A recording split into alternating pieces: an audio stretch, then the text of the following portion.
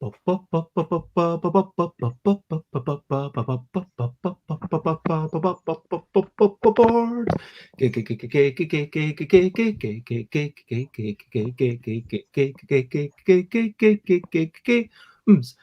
games, board games, it's what we're talking about.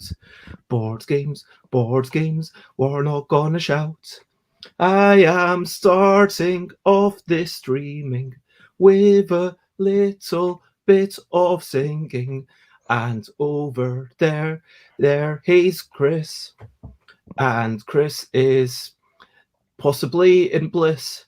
I don't know Krys's state of mind, but that's possibly Krys does not mind. But probably it's going to be, fairly typical, considering that 2020 has not been wonderful. But let's talk about reviewing. That's what we're going to do. We're going to review a bunch of games, some of which will be new to you. Board games and reviews, it's what we're doing today. Board games and reviews of games you might want to play. Hey, good morning. Good morning.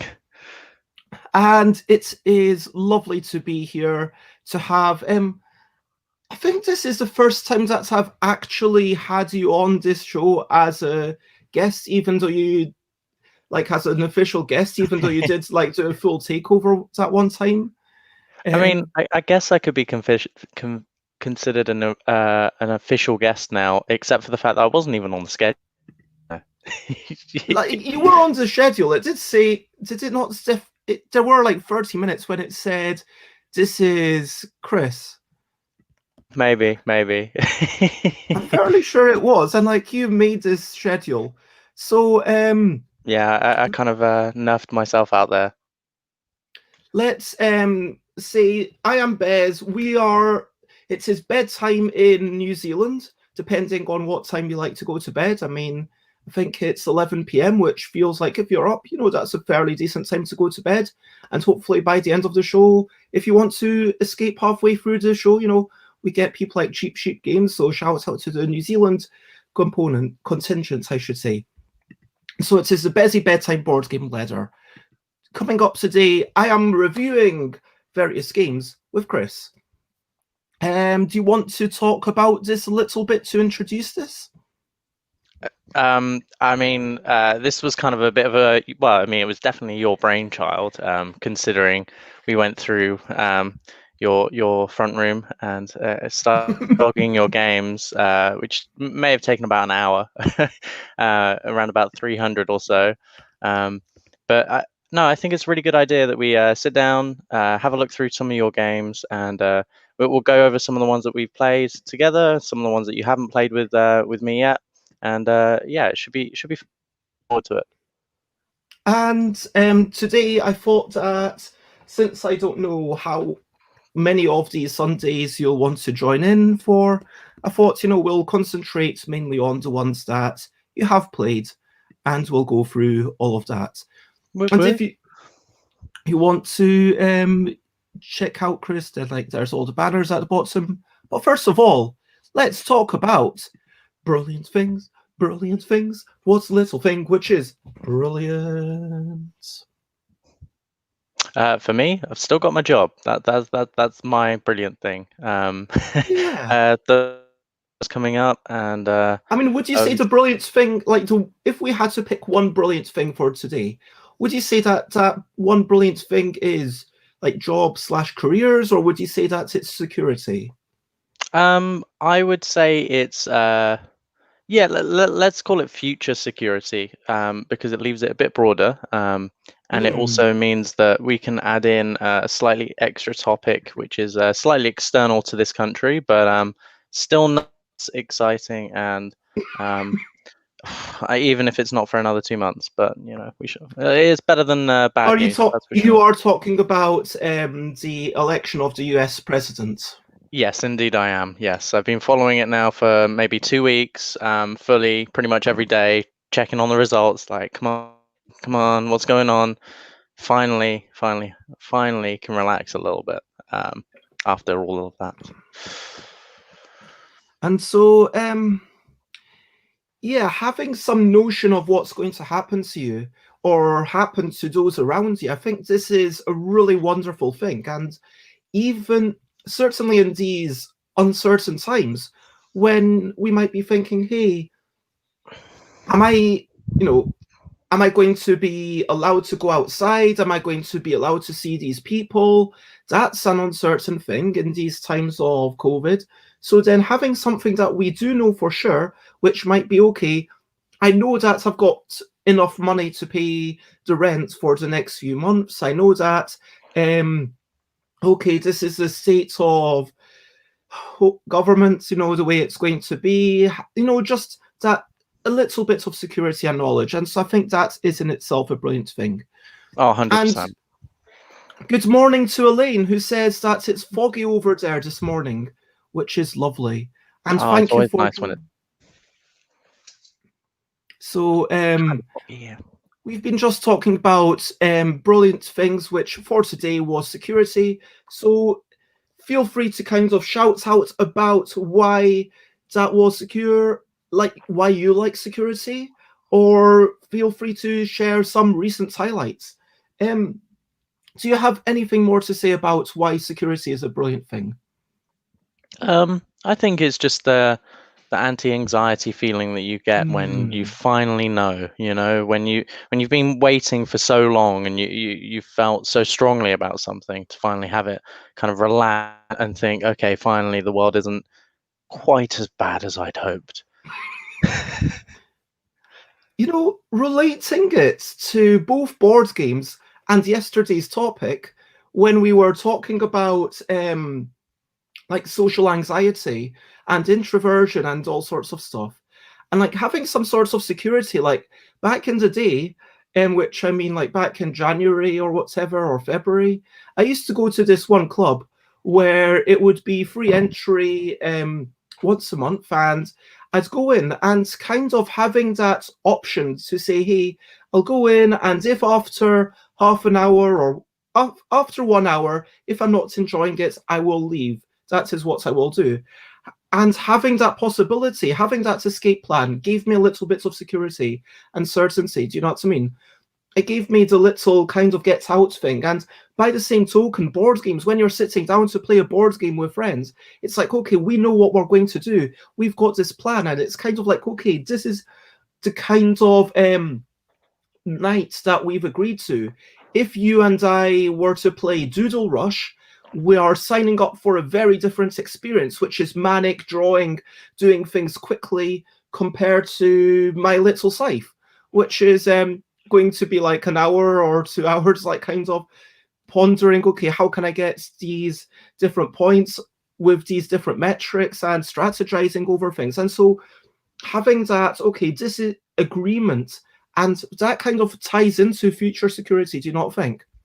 I think so, yeah, for sure.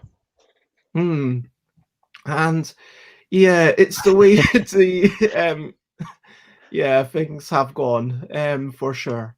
Now, can you imagine that Halloween was only 6 days ago? How has that time gone so quickly? I didn't even do anything for Halloween. I didn't dress up on the show.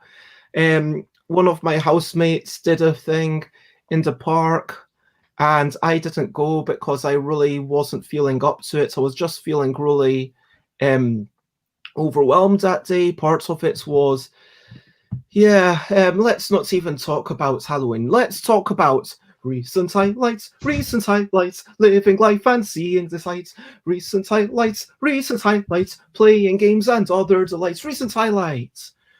Now, obviously, there's lots of games that we're going to get into and talk about in a wee moment. But I've not played any games yesterday. My recent highlights for yesterday were that I did have a fish and chips. I did have Place, which is very fancy. Flatfish, lovely. It was the special of the day, which I was slightly confused by because it wasn't a special price. I think that what they were saying was that they'd maybe just got it in today, or maybe they just put it up on a blackboard because they had surplus stock and they were trying to entice more people to buy it. So I don't know, but it worked for me. Don't tell everybody how business works. I mean, I was feeling bit down for like two reasons. I'm not going to get into. Krys already knows these. It's actually, I'm just going to allude to it. I'm just going to say it's to do with meeting people and, realizing that, okay, I'm not going to be meeting people. And also, I'm going to say a slightly personal thing about, someone that I'm kind of, well, we had 2 dates over the past, since April. So we started chatting, and then someone in their class someone's in their child's class, because they are a single parent, someone in their child's class got COVID. So now they're like in extreme isolation, and that's quite hard on them. So that wasn't great. I had a wee chat with them, but they were understandably a wee bit stressed and said, and yeah, it's but yeah, anyway, so to counter that, I was like, okay, I'm going to treat myself to fish and chips. I'm going to walk around. I had a long walk. The walk itself was lovely. I saw some lovely flowers on the streets. I went for a bit of a walk. I went north. I went east. I went slightly west. I went south. Not too far, like just generally in the vicinity of my own home. Just having this walk for about an hour and a half, just getting out and be like, okay, I'm going to walk. I'm phoning people. I chatted to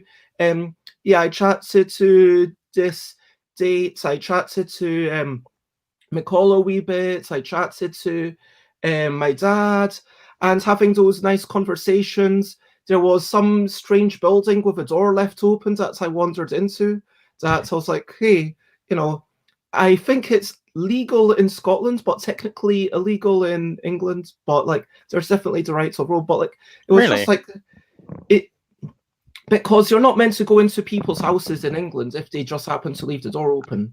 But in Scotland, if someone leaves the door wide open, it's totally legal to just go into their house, no matter what. I wasn't quite going that far. It was just kind of a building complex. But so I was like, oh, cool. This is and then like there was no one around. I just went, oh, this is quite nice. Walked back down the stairs and out of this big block of flats. And yeah, just had a nice walk, and it was a nice place. And then I watched a few films. And I'm not going to say I did. Yeah, that was basically my day. But yeah, what was the best thing that I watched?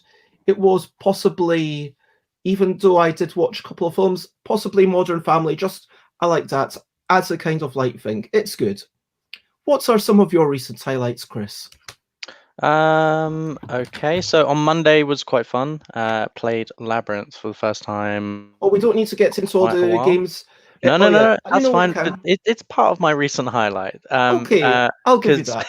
I found out now that there is a single player version I can play, and I don't know what it is about Labyrinth, but I'm fully into that, and I really really enjoy just sitting there and moving repeatedly for maybe half an hour to an hour. So that was a recent highlight for me.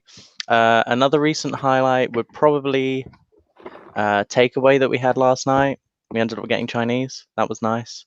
I didn't get my sweet and sour chicken balls, which are my favorite as it comes to Chinese, but I got Hong Kong style instead. That was quite nice.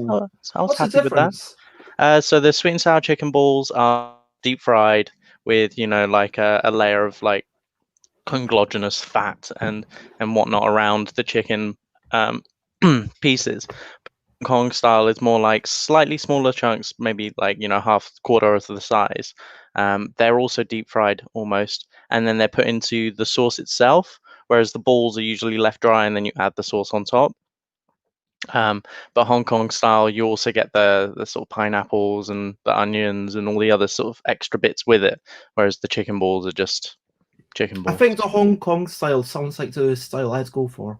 I mean, it was good. I'm not a big fan on pasta, so I sort of just scooch them to the side. But yeah, no, I still enjoyed the takeaway, and it is the end. Well, too close to the end of the week for my liking now, because it's now the start of the next. But yeah, work tomorrow. Damn it. On Wednesday, we did play this with McCall. Yes, we did But indeed we'll get play into Taj that. Mahal. I'm not going to go through these games in any particular order, but if you're in the comments, then please let us know what are your recent highlights.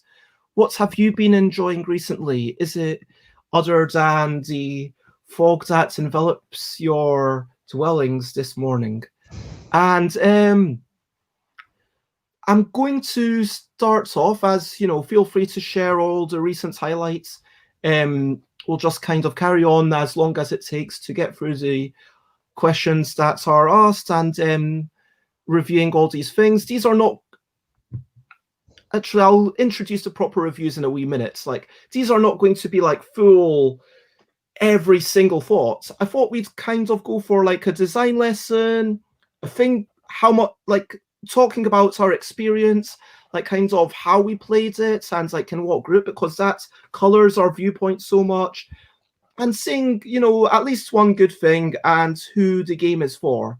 Because, and then if we feel compelled to talk about bad things, which more often than not will probably be the case, let's be honest, because negativity is easier to come by than positivity, but we don't need to kind of schedule that in. So this is going to be a game of quick overviews, and basically, it's going to be about, because I'm going to Thailand in June, I decided.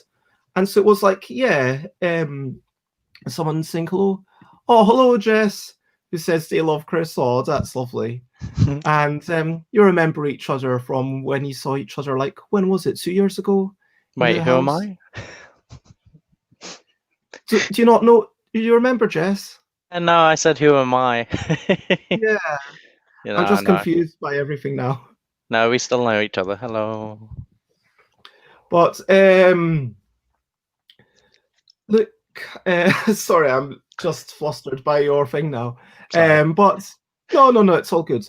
Like, I'm going to Thailand, and just talking to Jess, it was like, you know what, I would really like to go to Thailand.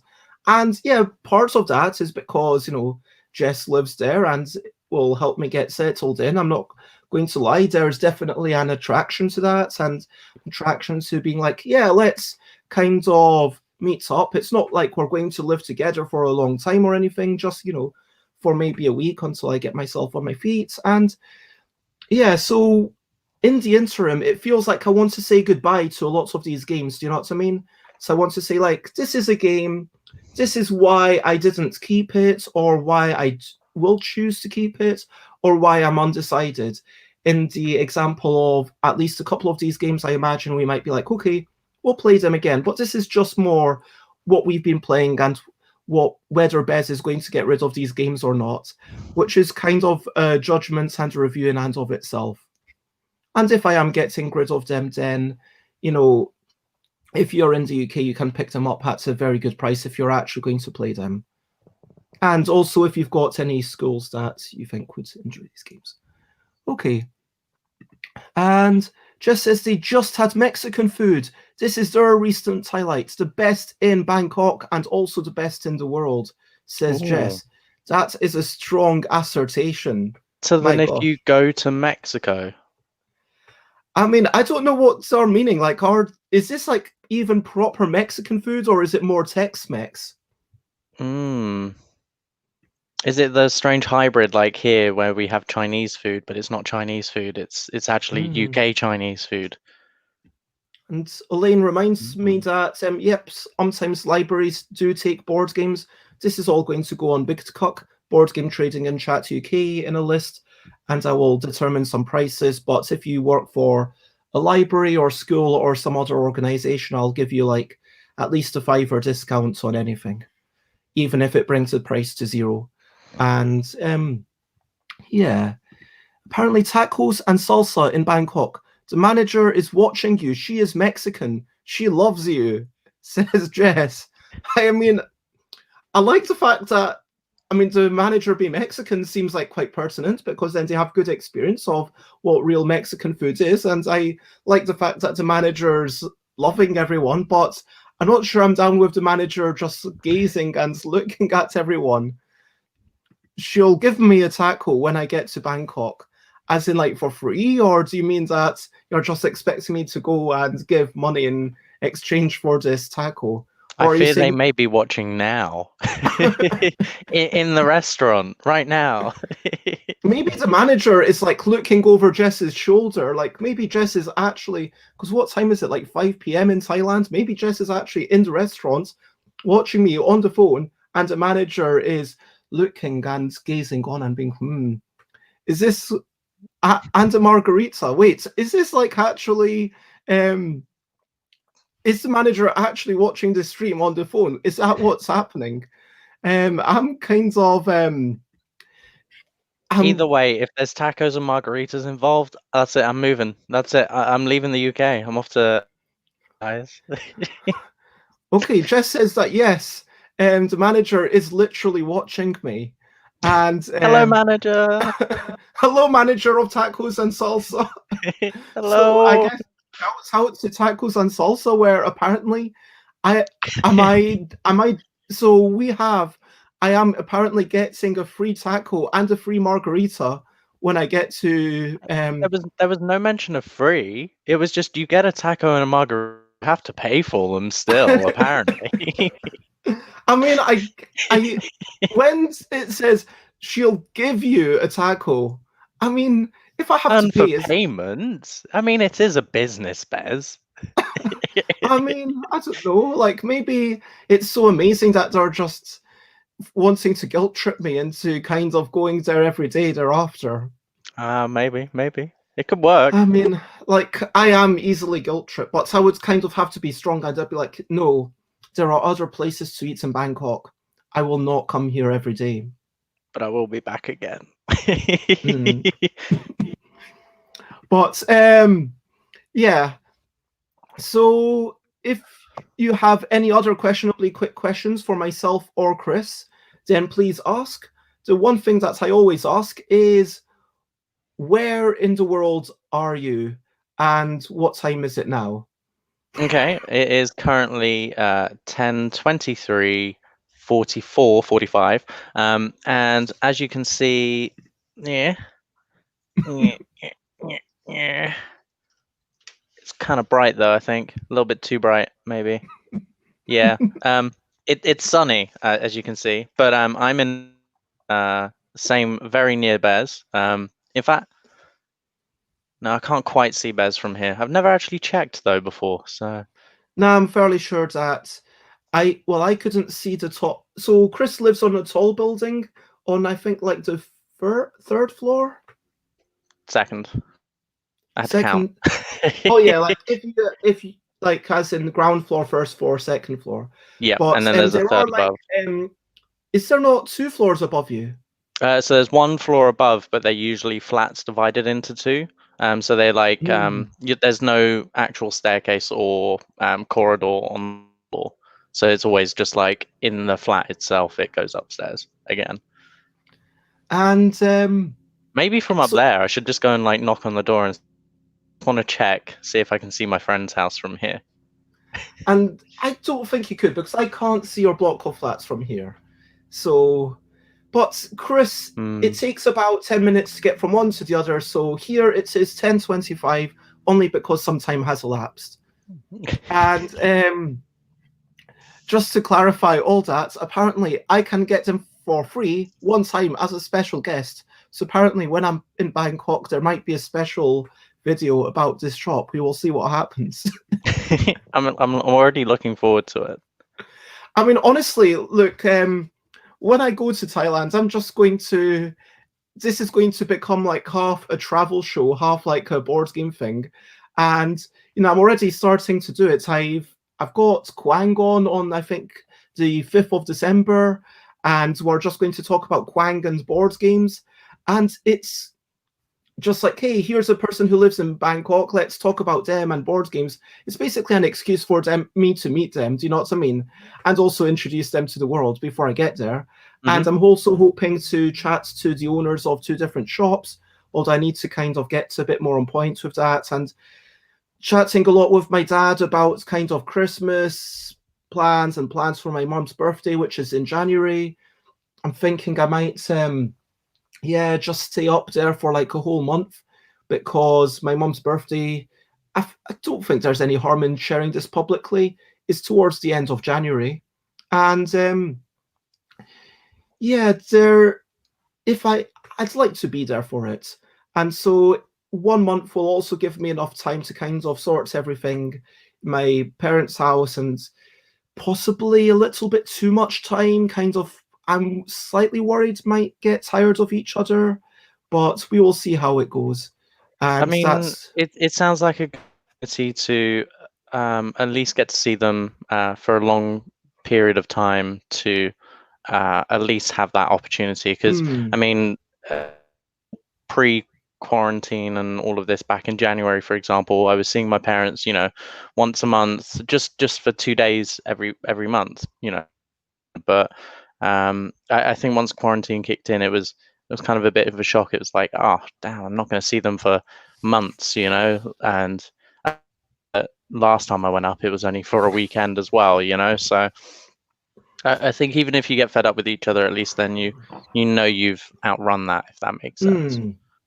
Which in itself and is it'll almost be nice to wholesome. kind of have that long time to say um, goodbye and everything before I leave the UK. And also, I know that I've got a bunch of books that I've been planning to read, and I believe that there are still a few solitaire games that I've still not played. So I might take a few up with me. Should probably kind of do a proper scan to say, hey, which of these games are solitaire? Because yeah, there are some games that could be solitaire, but then look, let's get into the nature of a review because let's talk about Labyrinth, okay? And let's I feel like we should let me so I'll assume that no one else has any. I just wanted to talk about before we get into it. Krys has played a solo version of Labyrinth, which I basically suggested. I designed the solo version, but it was a very small tweak from these basic version. It's just go through the cards, see how many moves it takes. That's perfectly natural based on the moves, but they chose not to do it because to include that in the rules because that's not the kind of experience that they want to suggest to people. I mean, it's possible that the Manhattan projects I look over there, that's not a game you've played, Krys, but maybe there is a solo version for that. But if it's really good, then, is it fair to review a game based on something that is not part of the rule set? Do you know what I mean?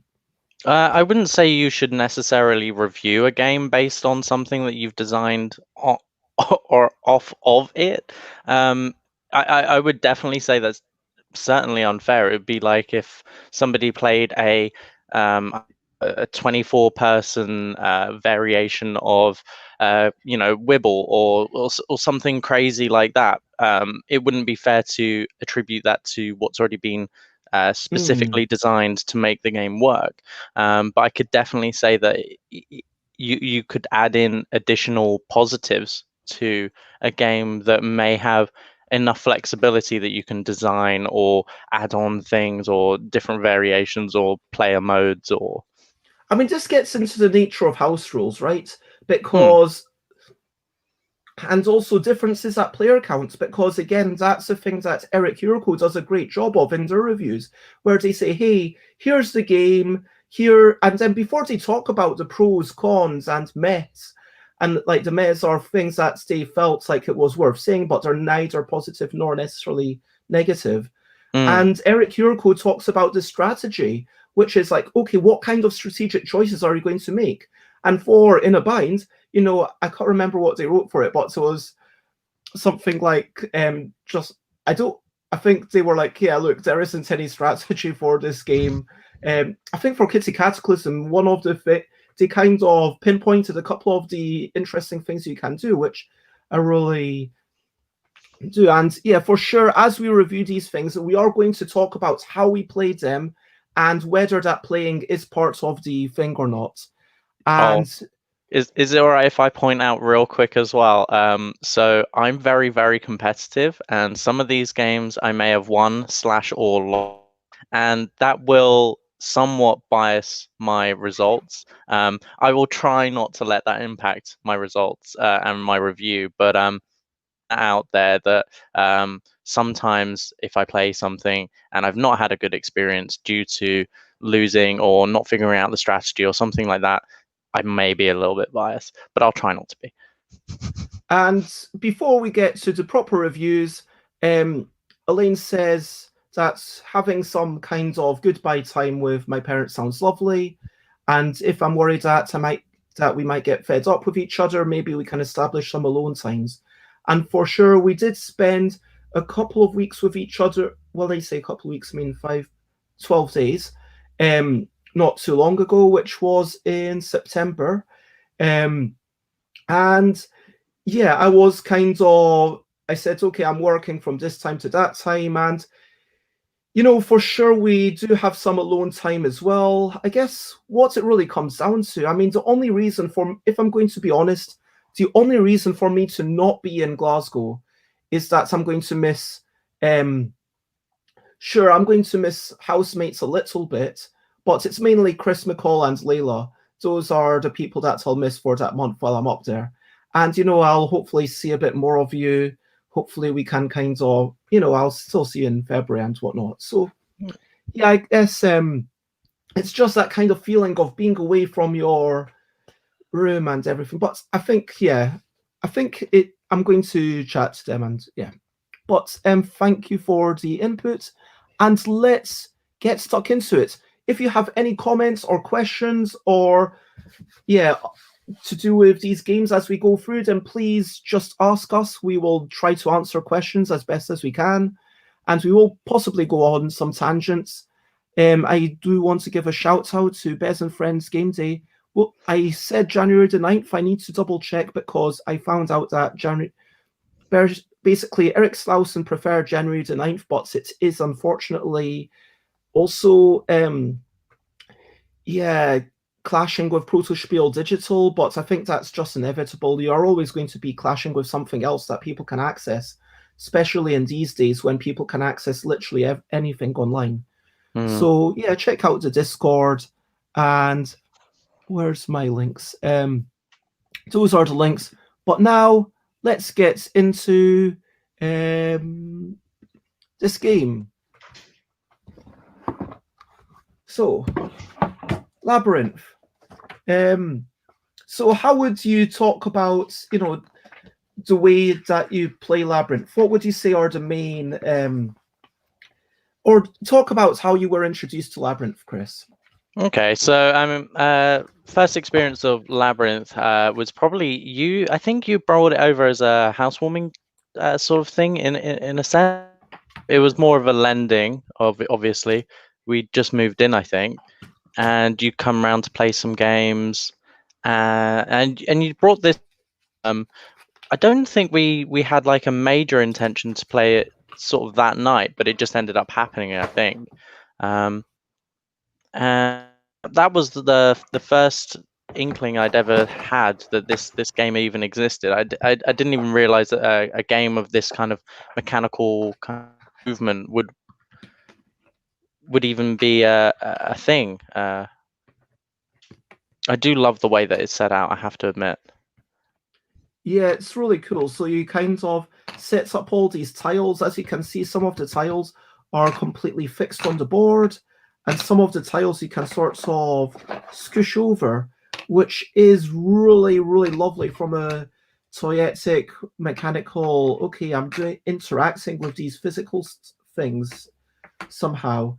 And there's a big spatial puzzle, which it's unique.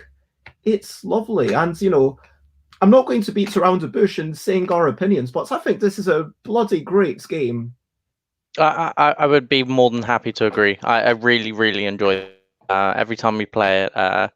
I think I've only had one bad game with this, and that was just due to the other person that I was playing. It was only a one, so I think it just became a bit too competitive on that side of things. But who was, or do you not want to say who did? Oh yeah, so it would have been me and McCall playing it separately, alone at home one day. McCall loves this game as well, but they're just not as space-minded mentally in that sense. So when I think of moving these pieces and moving all of the connections that essentially, I can just kind of process that really quickly and really well. So what I was finding is that I was figuring out mine 3 steps ahead, whilst McCall was waiting for their turn, as in trying to figure out what they needed to do to complete their turn. I'd already kind of figured out which one they were going for and how to get there within the least amount of turns. And I think I just kind of ruined the game a bit there. I shouldn't have done so bad, but I think it's because I just really enjoy this game. And once I've already figured out 2 or 3 moves ahead, I'm there already, you know? And just to explain how the game works, let's say I was yellow just because, oops, let me actually get rid of that one banner because it's kind of covering little bits of the thing. Or let me shift this up and pretend, okay, I've already said that I'm yellow. You get a bunch of cards. These are what you're going for. So this is the ring. I need to get here. I'm allowed to shift one thing. Now, how would I get to this ring? And there's a puzzle here, and I might be able to say, okay, well, where's the... So I'm allowed to slide in this one tile anywhere I want, and everything physically moves along like that. I mean, this would not be a great move. Maybe that feels like... Actually, that might not even be a great move. Maybe what I'd want to do is get myself like over to this side, because that bit's like pretty connected, if you see what I mean. And then I might be thinking, okay, can I? And yeah, for the sake of time and not making everyone wait while I kind of think about what I'm doing, I might end up going like, okay, I'm going to go here. And then things go round, and maybe next turn I might have this, and I can slide it in here. And so that shifts the maze, and you're allowed to move with your little piece as far as you want along the empty corridors. And I would get here, and I would go, hey, everybody, I've achieved this. And then that goes over, and I look at what my next thing is, which, as it happens, I would be insanely lucky, and as long as no one messes it, I would definitely get it on my next turn. Sometimes you're lucky, sometimes you're less lucky. There's a fair amount of luck in this game. Now, to frame everything, Elaine is asking, how much do we feel like our enjoyment of a game changes based on who we're playing with? And I would say massively. I think it would make or break a game as far as I'm concerned. It doesn't matter how good the game is. If you're playing with people who either A, don't want to play, interested in playing properly, and or taking the rules seriously, or homebrewing it, you know, it makes a major influence on a game as far as I'm concerned. You know, you can, for example, you can play Monopoly with, you know, 2 different sets of people, and you'll have a completely different game both times. It'd be the same with Kitty Cataclysm or Wibble or anything. It's also down to like the randomness of the game. I mean, especially Monopoly, you know, there's so much variance, and if you just play one game of Kitty Cataclysm where it can vary from like 10 seconds up to like, I've seen like one incredibly long game that lasted, I want to say, like 70 minutes. That's 1-7, by the way, because I got some people on Board Game Geek thinking I meant... I'm going to be right back. Sorry, 1 second. I'm just going to say goodbye to somebody, and then I'll be right back. Okay, I will mute you and... So, yeah, I feel like there's so much randomness, but having the people at the table is kind of almost like a whole 2-hour topic. I mean, that feels like a really meaty topic discussion that I should probably write down to kind of say how players influence the game. But it's more so on a RPG. And an RPG, I would say, is more impacted by the players than a board game, because a board game, it has clear rules. You're not necessarily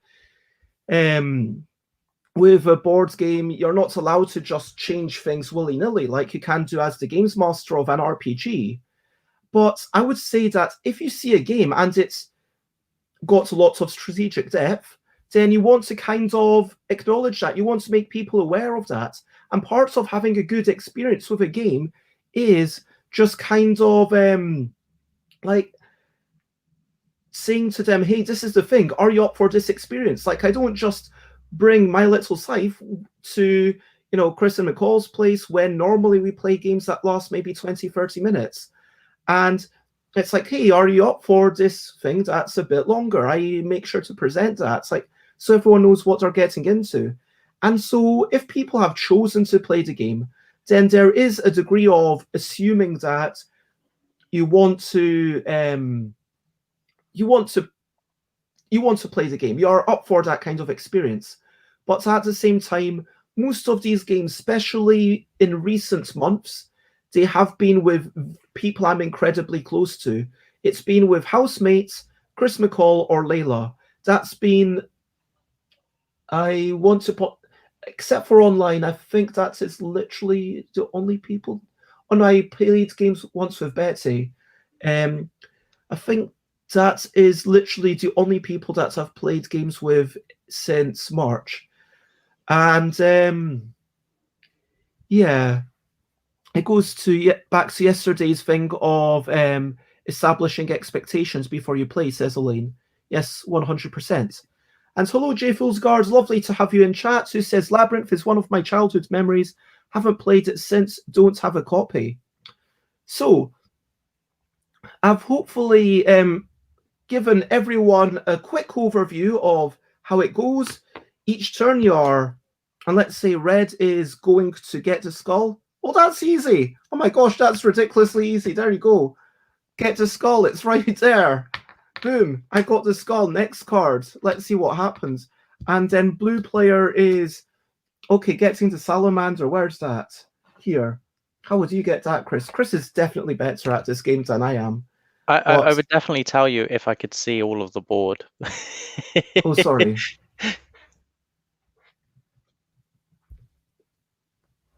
Salamander is here. I would come off the board. That would probably be the best. So would you go down here and then plan to come off the board in your next turn?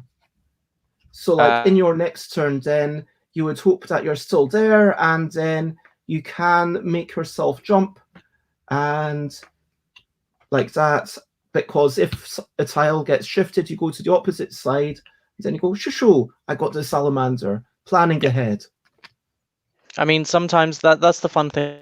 Labyrinth for me is that I usually try and set myself a rule, which is the longer you think about it, the more likely it is to be able to find a one move turn.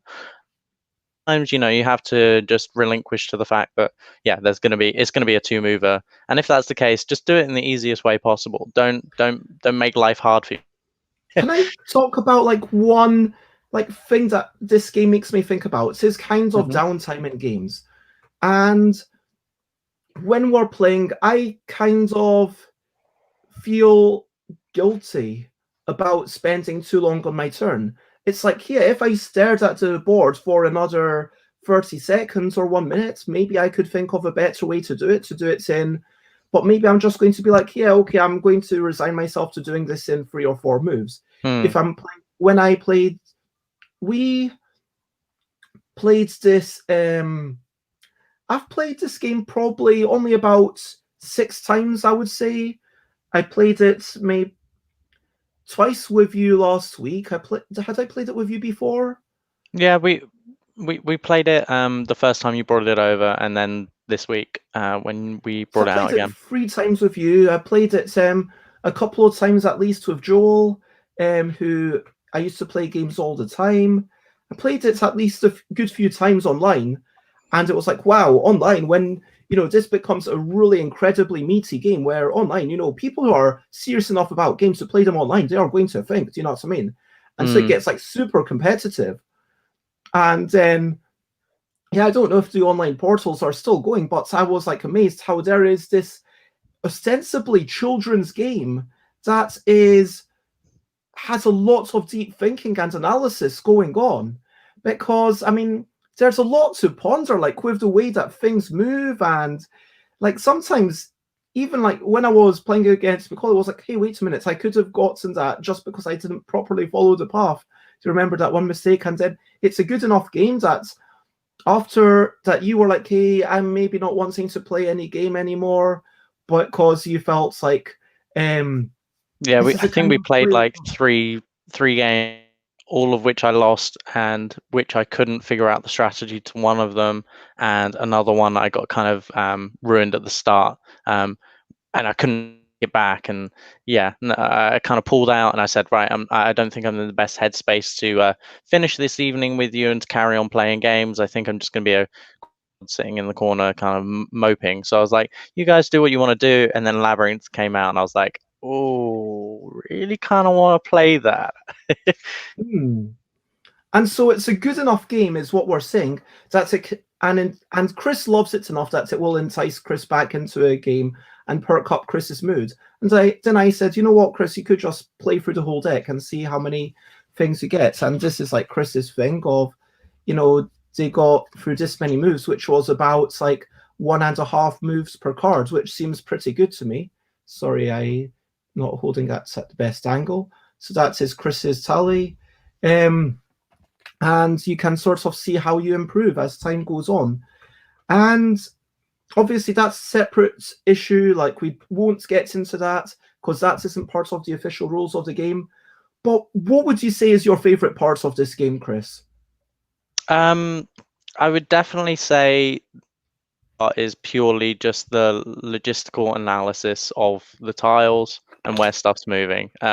Sure, you can have really fun time playing with them. As you mentioned already as well, the downtime can either be a benefit or a minus depending on how you're feeling and what you're doing and how you're playing the game. But ultimately, yeah, my favorite part is just figuring out how can I get there? How can I get from here to there in the least amount of turns possible? I think it just reflects my overall outlook on life. How can I do this thing the easiest way conceivably possible within the limitation? And yeah, so it just fits my brain. And I just love these shifting mazes. Look, I love kind of mazes and being able to go, okay, yellow, okay, okay, I need to get to the candlestick. Right, how do I get... Oh, cool, if I do that, I get to the candlestick, and that took me just a few seconds, but there was a little bit of satisfaction and delight in being like, okay, I need to do that, and I go there. And then, okay, how do I get to the bat, which is all the way down here? Okay, this is going to be a bit harder. Maybe, no, I can't. Scoosh myself off. And okay, this is going to be a bit more of a brain burner. And I'm not going to do it live on camera and embarrass myself. But there's something lovely about, you know, navigating that thing. It reminds me of David Bowie and Labyrinth, the film, where everything's shifting and it's exciting and it's like a magical world where everything's moving. And, you know, The Cat Returns by Studio Ghibli, where, you know, and it's just such an arresting thing, getting lost, but then finding your way. It's like that sense of triumph and satisfaction. If you're playing with a small person, like if I were playing with Mina or Vida, I would be like, okay, you take as long as you want over your move, and I will, you know, just do my move within like 5 seconds. If I've not figured it out in 5 seconds, I'll do that. That will be like my way to equalize it. Do you know what I mean? Mm-hmm. But then, yeah, not doing it in a way that I'm saying, look, you take as long as you want, but if you're playing with your sibling, maybe don't take literally as long as you want, because that's a different social dynamic. Like with me, like, because you're my nibbling, you know, there's a different, you know, social structure. Whereas if you're playing with your friends, if you're playing with other people, and it just leads me to think that, or the people who might not like this kind of game are those people who don't like games where there's some random change from other people, there's some random factor, which is basically the other person's chaos, and then it gets to your turn, and then there's a puzzle. So there's no long-term strategy in this game. There's no, okay, I'm going to set myself up for something for the end of this game. You're literally never looking further, than the one card that you're looking ahead. That's the furthest that you can say. And so, sure, you could look for 3 or 4 turns ahead, but that is a downside. But for sure, with children, maybe that's an upside, that you kind of teach them. Maybe you even give them a bit of help. Maybe you say, oh, do you want a bit of help with that? And then you say, oh, I can see some way that you could do it in one move. Remember, you can take yourself off the side of the board, just to give them a wee bit of a clue. And they say, oh, yeah, I can do that. Oh, yeah. And then they'll still feel a little bit of that satisfaction. Mm-hmm. I mean, I would definitely say that this game for some people is definitely not going to be an option. If you don't enjoy working out puzzles, then it's certainly not going to suit you. And even if you do enjoy puzzles, you may not like the random aspect.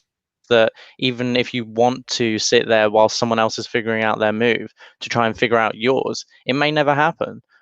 Because if you move the set of pieces that you wanted to use to get to where you wanted to go, then that can be quite frustrating, I guess, for a lot of people. But I enjoy that. I enjoy sitting there waiting for somebody to put down that tile and go, oh, I think I'm going to go here. And then I'm instantly like, okay, so matches here, that matches there. So if Nicole then moves this one, then I'll be okay. But if they move anything else, then I'll have to rejig it and think about it and then do my move. So yeah, there's a lot of thought process that goes into it for me. But I can definitely see how it might not quite be for everybody. I mean, I probably err on the side of wanting to keep the game going, and I want to play the game and think about the game and be able to think about my move like a couple of turns ahead. And so for me, that the inability to do so is a bit of a downside. And that's my personal tastes. And I guess my personal design lesson is essentially to remember, the difference in tastes, if you know what I mean, but also the fact that regarding, I mean, there's never going to be a perfect game for everybody. The big design lesson from this one, if I'm going to be honest, is just how amazing is this? Like sliding things, that's like just a visceral part of joy. And like the joy of this kind of toyetic factor, do you know what I mean? Love it, yeah. And that is my design lesson. And the verdict of this game in terms of will we keep it or get rid of it is that I will personally not keep it, but it is Krys and McCall's as an actual gift. So this is now yours. I have reviewed it. I think I actually got this copy free from Ravensburger because I said that I was going to review it at some point. So I have now reviewed it. Hopefully people will agree that this was a review. And now it is officially Krys and McCall's. Yeah, that is off camera. Boom. Okay, so shall we talk about the other game that we played on Monday? Uptown. Yeah, Uptown girl, you've been living in an uptown world. So this is like one of those games that I don't understand why it's not better known. This is like a brilliant, marvelous game. I really love it, although Krys did not. So just to give an explanation, you've got you pick one of your colors, and these are the possible colors that you can see. Sorts of brownish orange, I don't know how, like sorts of aqua, a nice yellow. This is a good yellow. This is a nice kind of reddish pink. And this is a sort of teal. It's very pastel-y. It's the kind of colors that you might get with watercolor. And the whole thing, it's themed around Art Deco. and let's say, and you get all these tiles, you put them face down. I'm not going to shuffle them up because I have to put them away. You get one of these like little tile holder things and put 5 tiles on, and on your turn, you put a tile on the board, and that is it. Now, the way you put tiles on the board, if it's got a number, you put it on the appropriate column. So number 5 could go here, and then I take this. On my next turn, C can go anywhere on this row, so I might put C here. And any letter can go on that thing. And then on my next turn, maybe I put the light out, the light, what's that thing called? Street lamp. Street sign. Well, I thought it was like an actual street lamp. But I guess it's a street lamp with a street sign on it.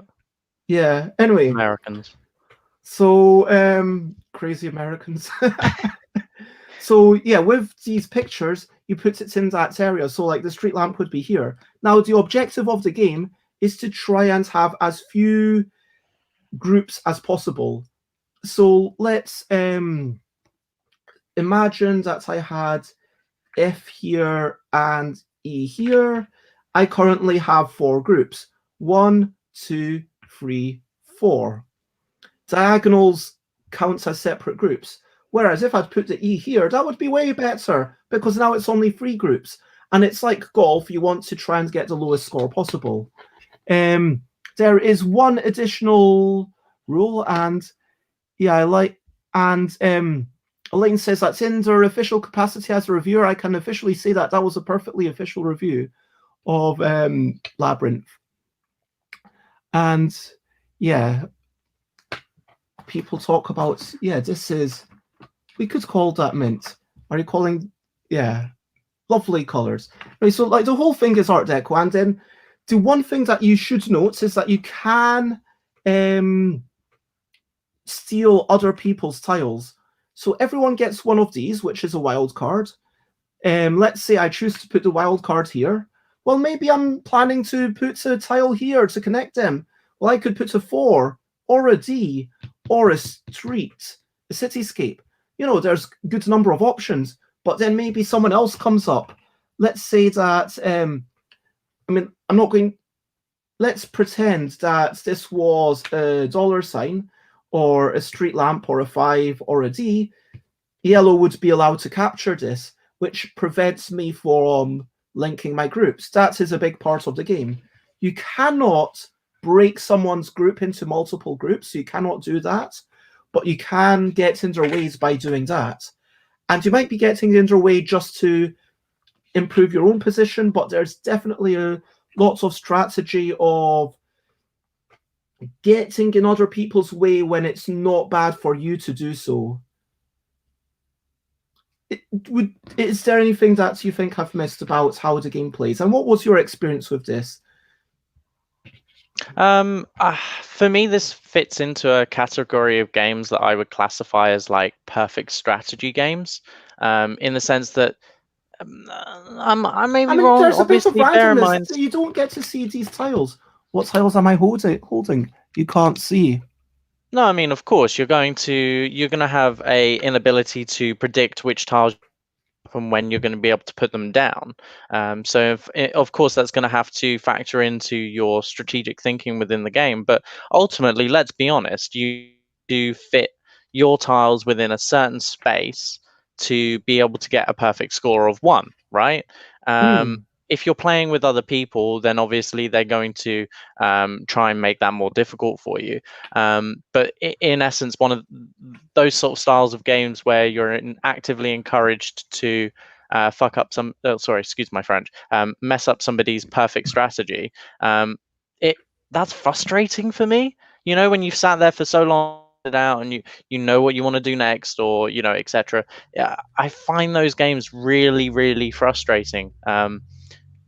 I put too much brain to them, maybe expectations or whatever. But I didn't not enjoy this game purely just because I lost. I mean, admittedly, it had some bias in that sense, but I find it difficult to this with these games purely because maybe I just need more experience with them. I need to play it more often to become better at it. But I don't know. It's not my personal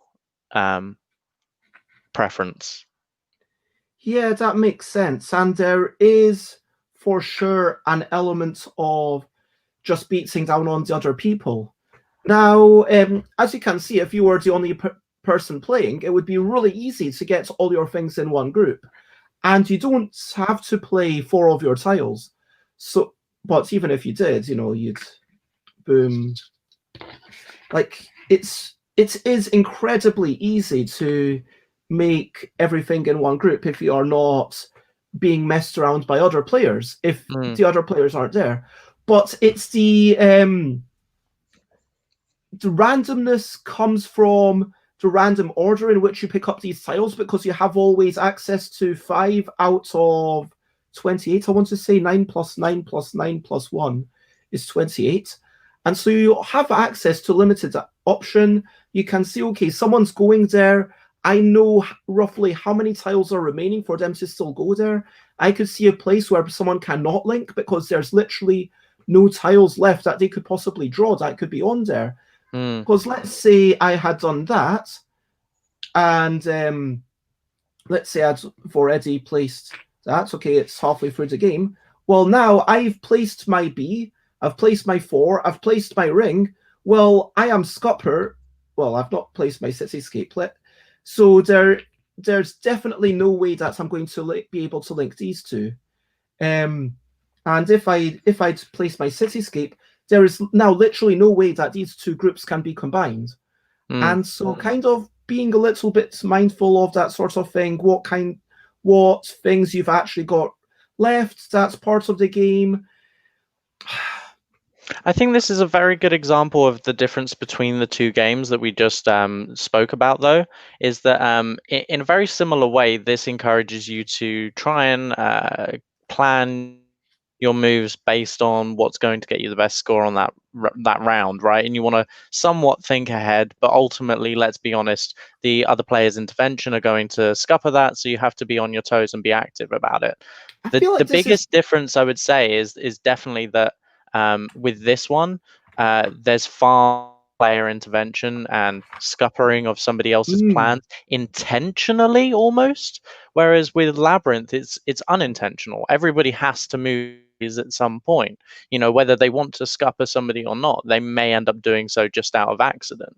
And I think that's that and the fact that you can't think too far ahead, like you're physically restricted by it, so you have to be on a move by move basis.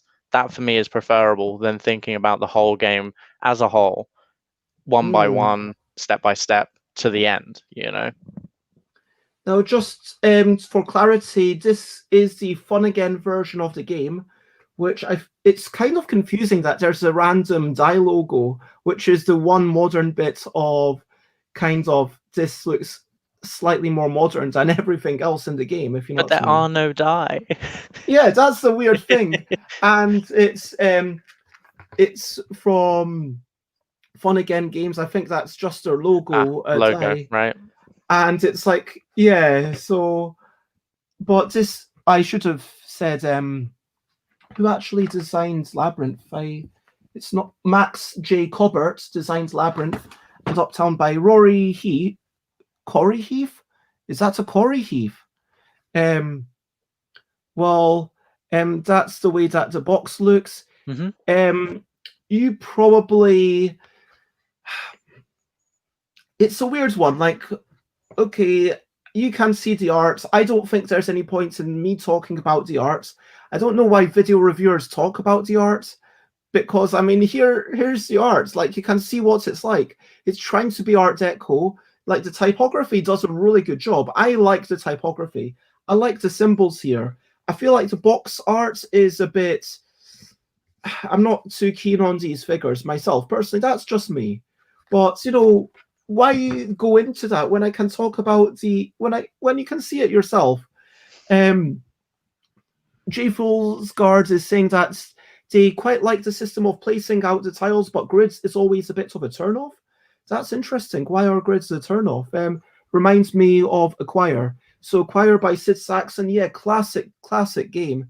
This for people who like the kind of building up buildings and getting increasing odds in Monopoly. That's Acquire. You might want to check that out.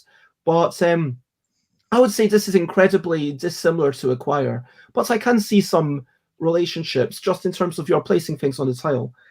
I would say that I love this game, okay, because I have some love for every game. Look, why do I love this game is going to be a natural thing. There's some dislike for every game as well, but my love for this game comes from the fact that it's just so elegant.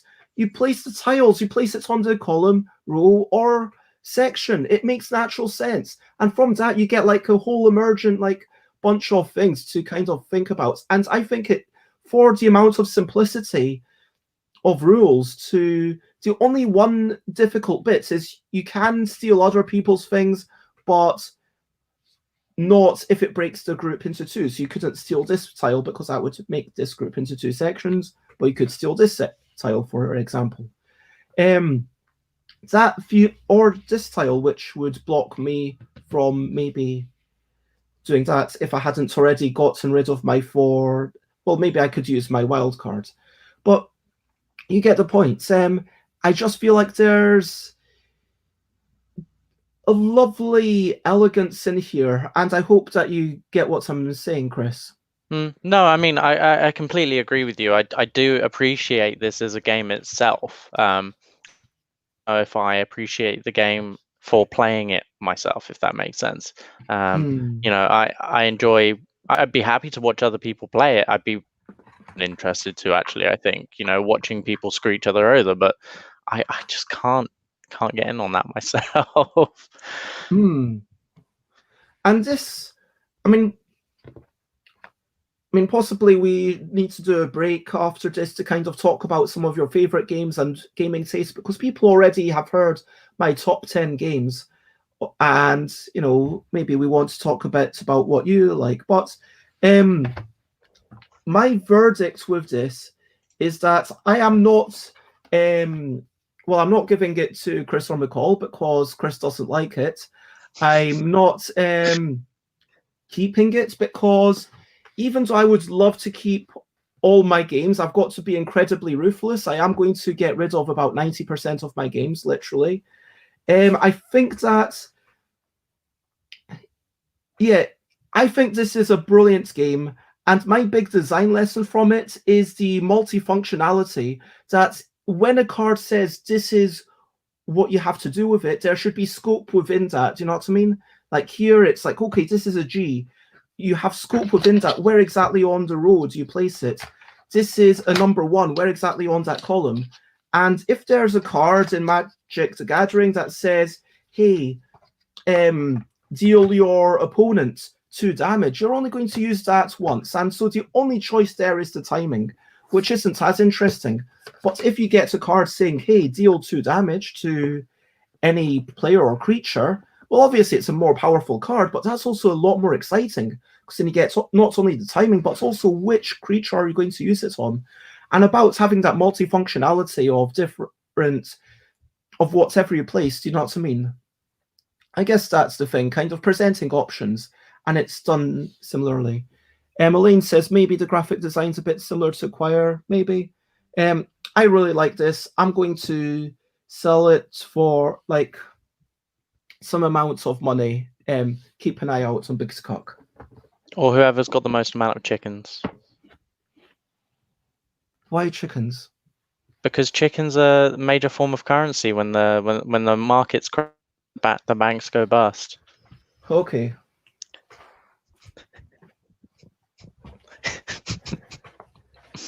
Oh, I'm definitely going to sell at least one of these because I have 2 copies of Gang de Mem by Tony Boydell. Because I got one by buying it specifically, and I got one by buying it in a job lots of games at UK Games Expo 2018. This is a 2-player game. This version has a money bag, which is not part of the actual game. So there's points tokens, and this is a really weird game. So basically, there's the knitters, there's the bakers, and they're facing off against each other, and it's kind of who plays the highest card. But then every card has these special abilities that I think I'd have to check the rules for what all of these icons actually mean. But all of these special abilities kind of add in a little bit of variance. Oh, here we go. And it's in French and English. The only version of the game ever published was, I believe, French, English, Spanish, German, and Netherlands. Are they Dutch? Netherlands is Dutch, their language, right? Oh, let me just ban this person. Because I don't have any moderators. There we go. Banned that. Thank you so much, Boo. But so, for example, Annick Rigueur. If it's there's -1 die. This means that yeah, as you can see, I'm kind of struggling with the reminder card because not all of these things are actually on the icons, which honestly, the big design lesson for me is about the confusion of all these language independent icons. Okay, so this is when the two cards' numbers are equal, you get +2 to the knitter. If this is less, for this one only, the lower value wins. And this means that odd values facing off against S for Veli gets minus a D6 roll. The higher card gets a bonus die roll. Baker versus Baker means you do it again, and Baker versus knitter, you get +1 to the knitter. Now, if you know all the cards, and this is like the little expansion that instead of just bad grannies, which is what I think the English name is bad grandmas, although gang de mem basically means a gang of gang de Mémés means gang of grandmas. And so yeah, this is it. It's like this is kind of the big design lessons. Like, you know, you've got Race for the Galaxy, which is a very well-known game, where you learn all these things, and then people are like, okay, there's a big strategic game at the end of it, and it's really good. It kind of feels, I mean, I feel bad saying this because obviously, personal bias alert, I do consider Tony Boydell, the designer, to be a friend, but Tony, I kind of feel like there's a bit of disharmony between the lightweight nature and the random nature of the game and the amount that you need to learn.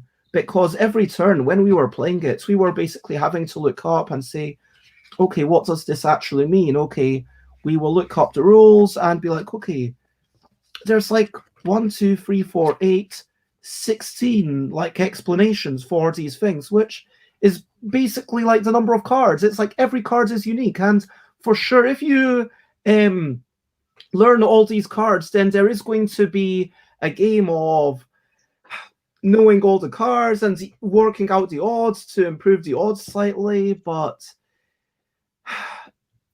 I'm not sure if it's worth it. But you enjoyed it, Krys. Talk about your experience. And talk about talk about your experience. Why did you enjoy it? I mean, I felt that the symbols in the end didn't make. I mean, for sure, at the beginning when we started playing it, it was supposed to be quite a light-hearted game. It took us a little bit longer than we wanted to kind of get into it, I think, if I remember rightly in the end. But I think into it, there was this underlying chaos yet strategy that kind of in itself was quite entertaining. You know, you've got a three baker nan, and you decide that you want to face off against, you know, somebody else's random card that they put down. You both reveal, and then you're like, oh wow, actually mine's got a special ability that means that yours is actually better or worse. And you know, you're sat there and you're trying to figure it out. And you know, in some sense in itself is fun, but yeah, there is a little bit of extra knowledge that comes into it, in a sense that you do need to kind of figure trying to start playing properly, I would say, before, because me and McCall both tend to work in a very similar way, in the sense that we like to play it a few times before we fully understand the game itself. And I think once we had played it a few times and we gone through them, it was a much more natural game to play. But it felt a bit more in depth than it needed to be for such a short game. It is quite short in itself, but it leaves you with the ability to play it more than once. So I don't know. And we've only played this a couple of times, so this is very much first impression. There's not. I mean, I love the artwork. It is really cool, and all this artwork, I believe, is by Tony Boydell. I just continue. Oh no! Wait a minute. Where's Tony's name? It says Développement Traduction d'Elodie, and illustration apparently is Pascal Boucher. That's really weird, because this looks very much like Tony's style. I wonder if it's like, okay, Tony drew it, but then they redrew it based on Tony's humor, if you know what I mean. Because this looks like what... I mean, okay, according to the... Oh, une création plan de révérence signée Tony Boydell, illustration de Pascal Boucher. So, I imagine, yeah, there's... For sure, I imagine that Tony must have had something to do with the illustrations. I'm not sure where the inputs is, but yeah, it's... Look, what I do like is, because the numbers are quite clear, by your second game, you can sort of start saying, okay, these are the bakers and knitters that I've got, these are the bakers and knitters that the other person's got, because you don't give one person bakers, one person knitters, you just kind of mix it up. So it's kind of knowing what the other person has is a big part of the game, knowing what they might possibly play. And yeah, there's definitely a lovely game in here. And there's even an expansion that we've not had reason to play. I'm not even going to start talking about that. But yeah, as a first impression, I guess I can't really say very much about it at all, other than we enjoyed it, but if I were to teach it to anyone else, then they would have to go through that trouble of learning the icons, and I don't know if that's a game that I would want to share. And yeah, for the kinds of people that, if I were to have a game that can only be played by 2 people, I want to make sure that it's going to, yeah, if you've got a bigger collection, this is a perfectly lovely game to have, and you might have a lot of fun with it with 2, because you strategize, sometimes you have luck, and I think that it's going to be fun for those who are, if you put a little bit of time into it, I think and you do like a fair bit of luck in your games, I think this will be really good, because there's both high strategy and high luck, I would say.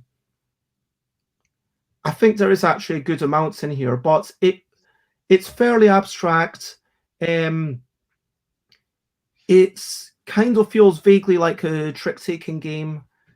And yep, 100% agree with Elaine.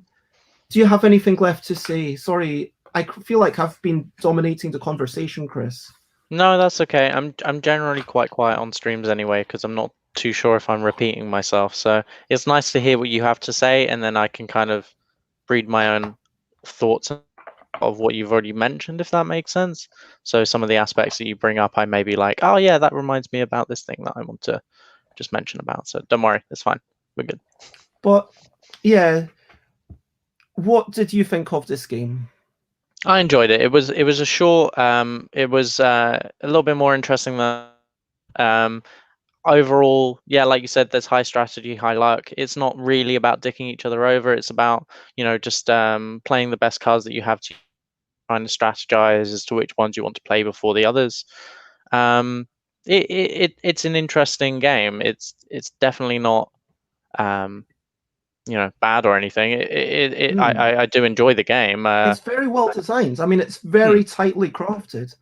And I think if you could that first stage of learning all of the little symbols and figuring out what it is, I think it could be a great little travel handy game kind of thing, because it's so small and so tight. With you only need one person with you to play it as well. So in that sense, it's actually a benefit, a plus. I mean, it is a really nice game, and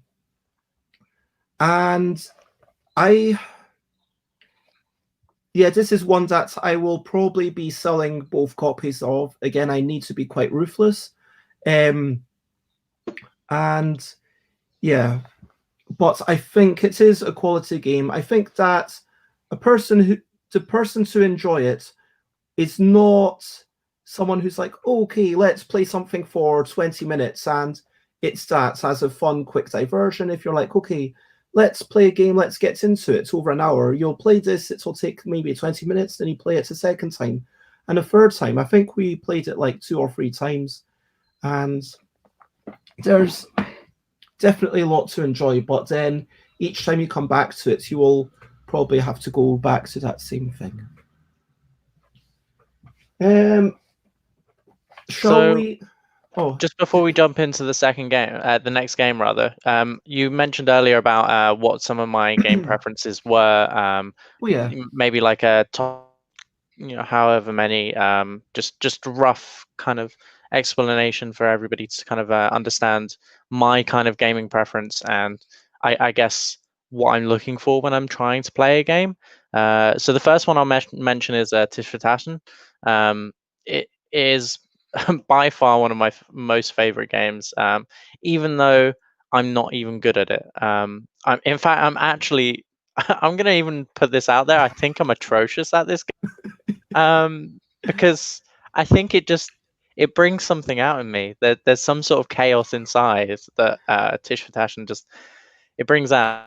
When you're sat there amongst your group of friends, pre times where you've got like maybe 8 to 10 people, or however. How many Tisch für Taschen? I think it's 4 to 8. 4 to 8. Okay, so 4 to 8 people. Oh, bye. Have a good time. Good luck.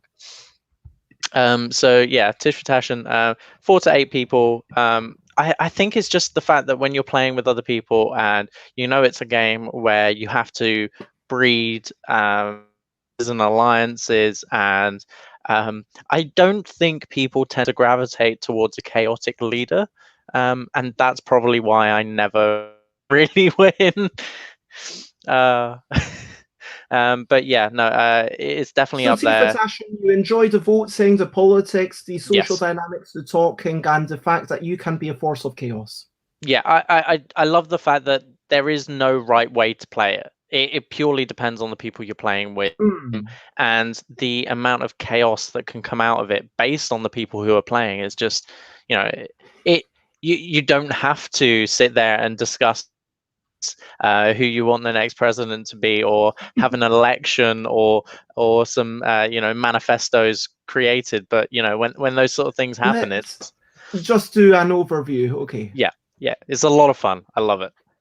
Next one would be is it Doodle Rush? No, oh, yeah. Sorry. I've actually got that here. Is it Doodle Rush? Yeah. I always think it's not Doodle Rush, because Doodle Rush makes me think of like a drawing game, but it. Oh wait, no, sorry, I'm thinking of Dodals.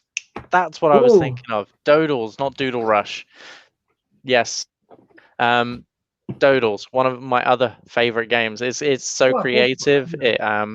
It's just little bits of plasticine, and you make them into little shapes, but they can't be too recognizable. I mean, it's perfect. It when you sit there for like 3 hours at the board looking at what people have made, and then at the end of it, you're like, I still can't figure it out. Or you're sat there and you're like, you look at it from a new angle, and then all of a sudden it makes based on the clues and everything else that's given. I really, really, really enjoy that Dodals. It's little And I superfluous spent an counter. entire hour talking about that game if you want to go back to one of the earliest BBBB shows.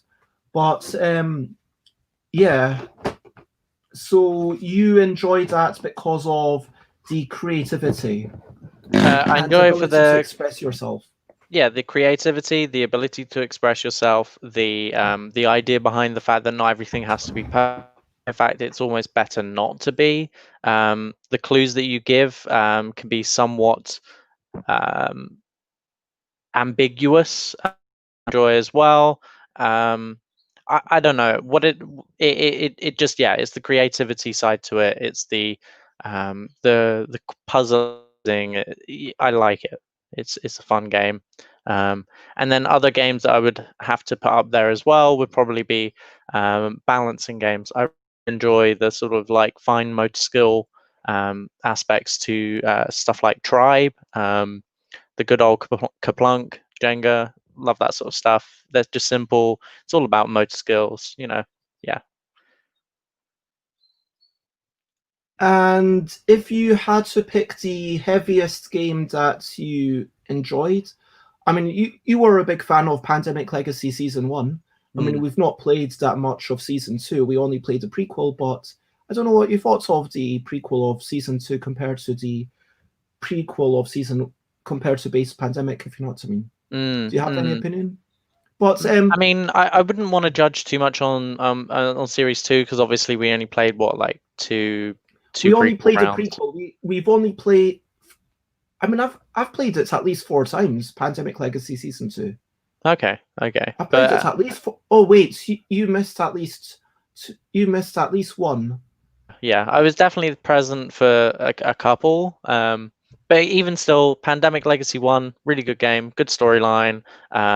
It's not an easy game either, which it's quite nice to sit down with a group of 4 people who are really, really into it every month or so, and to try and really strategize and try and win, because that's we took it seriously, I think, and that was probably a really good aspect to Pandemic Legacy for how in as well. And I think legacy games are good for that, because even though they're very, very complicated and there's a lot more to them, they give you that time to that game throughout that storyline. Even though it only took us 10 months to get through it, seeing each other every few weeks or so, we still understood what we were playing at the end of it by playing it throughout. We weren't coming back to it every week going, oh, what do we do again? How do we do this? There were a few mistakes here and there because, as with most games, it kind of leaves some things to ambiguity. But yeah, overall, I would say that's probably my favorite long-term game. There are some others like Risk still, but then again, I haven't played that in years, so maybe I won't even enjoy it anymore. It's hard to tell. I think tastes change as you grow and change as well, and based on the people you play. Like, I'm never going to play Risk with Nicole here. That I know it's never going to happen. It's too long. It's not their kind of idea. So, yeah, I wouldn't say it's in my top at the moment. So you definitely err towards the lighter side of games, but hopefully that gives a bit of a background to people for what kind of stuff Krys enjoys. Now, let's talk about salad de pointe, which is also known as point salad. Oh wait, has my camera froze? Oh wait, it's just incredibly laggy with the mobile phone. I wonder if when I go to Thailand, if I'm still sometimes streaming like reviews, probably maybe get a second computer and like connect that to a different webcam or something, because it's weird how like this one always gets laggy eventually. But anyway, so Salad de Pois, or Point Salad in English, is a game by Molly Johnson, Roberts, Melvin, and Sean Stankovic, and published mainly by AEG, distributed by Gigamic in France. And it's a game of... This is almost a really weird game that is a joke based on the common term point salad. If you're the kind of person who knows what a point salad game is, and you want a more lighter, slightly party-ish game that admittedly has a bit of counting at the end, and you will enjoy it. It's really, really nicely made for what it is. Now, for those who don't know, who maybe aren't as into the realms of board games, which will include Krys and McCall, a point salad game is a game in which you can do lots of different things, and each of those different things, it's a way to collect points. So Stefan Feld, the board game designer, is very well known for this. So maybe you're sending little people to work and you can get them to build structures, or maybe you get them to explore and go into the caves of Blochmodor. And if you get treasures, and maybe you're also constructing some robots, and then the robots maybe help you go into the cave. So there's some connection, possibly, but you get points for the robots that go into the caves, points for the treasures that you get out of the caves, and points for the buildings that you build in your own town, which is maybe also a bit of engine building going on. But, you know, the point salad basically means that you choose part of the strategy of the game. Isn't just, this is how you win. The points are good, get points by this. This is how you win. It's points are good. You can get points in any number of these ways. Work out which one is the best way to get points. Now, this game, I would say the one bad thing about this game is that it is fairly light, it's fairly chaotic, but there is a lot of, and hello, say it's lovely to see you. I had to ban someone while they weren't around. It was such a burden, but it was only a robot, so it was all good. I'm sorry, I was a bit slow on that one. I wasn't even in the mod review. It's... Yeah, I should demod you. I mean, why are you even a moderator? I'm sorry. No, it's all good. Sorry, I was only joking. It's not a no thing. No. It's just hello, say it's lovely to see you. So we're talking about point salad. So the thing about point salad is there is a fair bit of arithmetic at the end. And in the times that we've played it, I've played it about 3 times, I want to say, with you and McCall. No. You played it like twice with McCall, and once with me included as well. That sounds correct. That's what I was going to say. And I played it 3 times with Layla, and I played it at least a couple of times with strangers in Cannes 2020. This is where I bought it. I actually bought this. I probably could have asked for a free copy because, you know, Jigamic, you know, like me because I made Yogi. But I was like, no, I'm going to buy a copy. I'm going to buy my own copy. So, yeah, I enjoy this game because I need to take a step back. You've got these cards. You've got these cards. These are the same cards. Every card has like points objectives. This is how you score points. 4 points for every carrot. -2 for every lettuce. -2 for every tomato. This one tells you that for every tomato and... sorry, I'm holding it badly. For every tomato and lettuce that you get 5 points. And conversely, pair and impair means even and odd for those who don't know French. But this means that if you've got an even number of purple cabbages, then you get 7 points. If you've got an odd number, then it's 3 points. And in the rules, 0 is counted as neither odd nor even. That's a specific thing in the rules. Anyway, so on your turn, you're basically either you've got some number of cards that you chuck out the game based on how many people you're playing with. So there's a wee bits of setup there. This is what it might look like in a typical game. On your turn, you literally take one of these cards or 2 of these cards. If you take 2 of these, then these are going to be flipped over. And because I've not actually shuffled them, it's just more purple cabbages. You know, I might have just shuffled really badly. And, oh, that's sweet. Oh. But, you know, you don't know the Jigamic people. I don't know what you're actually basing that on, to be fair. But anyway, so, yeah, it's simple decisions. It's like, do I take this? Oh, boom, that's pretty good. Am I already in a carrot strategy? Double every 2 carrots, you get 5 points. That's pretty big. Or is someone else going in this carrot strategy? Do I take one of these things just to get rid of this so that someone else can't take it? And it's a super simple game. There's lots of randomness, I will say. This is a game where you very much have to roll with the punches, just kind of do what comes up. It's like, okay, if I get a whole bunch of cards that all reward me for having carrots, I'm probably going to win. You know, because if everything is guiding me towards one thing, because that's the... And it's a game that you don't want to take too seriously, but it's a lovely experience. And yeah, what is... I don't believe this. But on topic, what did you think about this game, Krys? There was a lot to it. I think I didn't quite get my head around it. I wasn't in the mindset to play it at the day that you brought it over. I think that was mainly what it was.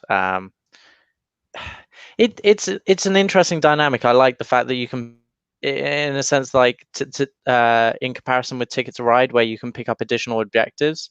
It's in a same sense of that, in that you can pick up a or point rewards systems that will help you further on in the game. But I don't know, I just I struggled to be able to utilize both my own play style and everybody else's, because I know, for example, that when it comes to these kind of games, you kind of have to think not only about yourself but also doing what do they want to do. And if it's more beneficial for you to take more points away from somebody else who's doing well, then to give yourself points, that should be the incentive that you should be going towards. And I'm just not good at figuring that out with this game in particular, because there's just so much to it. You said at the start that you're biased against games that you don't win.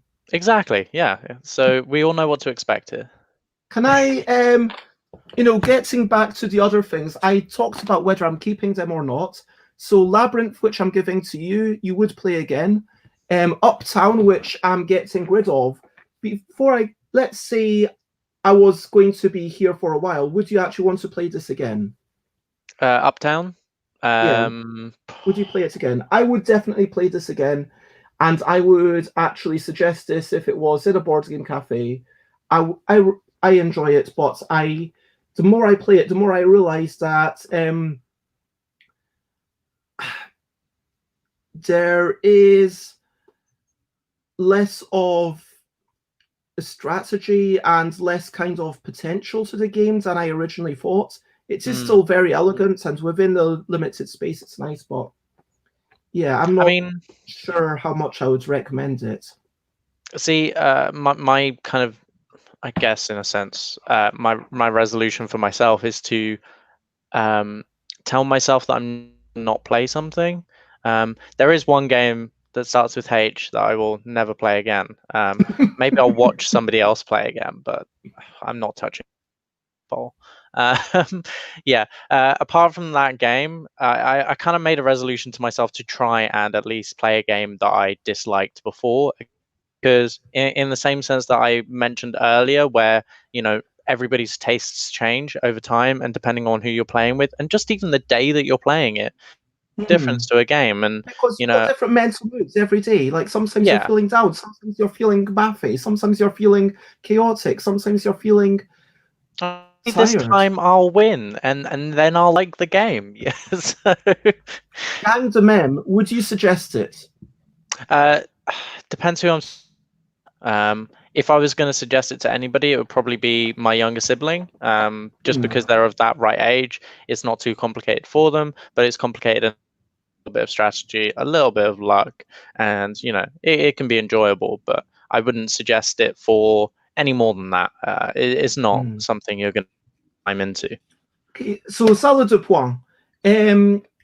Let's talk about what our overall opinion. I like it. I am going to note that at different player counts, there's a lot more chaos. And hello, Alan. It's lovely to see you in chat. And Salad de Poing, I feel like if you've got 2 players, it's a bit more, okay, I'm going to take things to deny you the other thing. If it's 6 players, well, I'm not even going to think about that. And also, it's a lot more chaotic because if there's more than 2 people between you and me taking a turn, I'm not even going to be thinking about my move on your turn. Do you know what I mean? Like if there's 6 people, I will start thinking about my move 2 people to the right of me. The other 3 people at the table, 2 people to the right, okay, I'll start thinking about my turn, okay, I'll take my turn, and then, yeah, because they can take your cards, it can change so rapidly in this game, and it is a very different experience. It's much more chaotic with more people, and you need to be okay with that. I'm thinking that I would recommend this to anyone who is okay with doing a little bit of arithmetic at the end of the game. That's basically the only downside as far as I'm personally concerned. And I know that it's like takes a little bit out of the game when it's like, okay, now we need to work out, okay, this plus this plus this. And not for me, but that's just because usually whenever I play a game, you're there, and you're the human calculator for me. So like I help you do that, and it feels like if I were not there, if you and McCall were playing this, that would be a bigger problem. It's like I'm not going to talk about the LDEC games, but like it's like the other one where it was just too much calculation. It slowed it down. Yeah. But I feel like my design lesson from this is that taking a joke and running with it can lead to brilliant things, because this is them saying, okay, we're going to make a game called Point Salad, and it's been a really well-received game. I don't know if it's still going to be like a big hit in 5 years, but for sure, I think it sold very well, and I imagine that it will be, at this point, in a couple, I guess, if it lasts another couple of years, then it's likely at that point to be an evergreen. But I think it has enough going on that it's like, okay, we're taking these things, okay, it's like just a casual game of, okay, if it's 6 players, it doesn't really matter. You might get all the cards that work perfectly for you just because of luck. You might not get any of the cards that work perfectly for you. And it's not a true point salad game. Ironically, this so-called point salad game is actually, the winning strategy is quite often to say, okay, I am going to choose hardcore 1 or 2 vegetables and to limit myself to those ones. Whereas normally a true point salad game, you've got to do a little bit of everything. Do you know what I mean? Okay, yeah, that makes sense. But I feel like for their interpretation, it was really brilliantly done. Tin, I'm not a big fan of tins. It's already dented, and like, that's a personal thing. It's lovely background. Don't know if you can quite see that thing going on. Cards have nice accessibility. Is there anything more that we need to say about this one? Not on my end. Okay. I do not know whether I will keep this or not.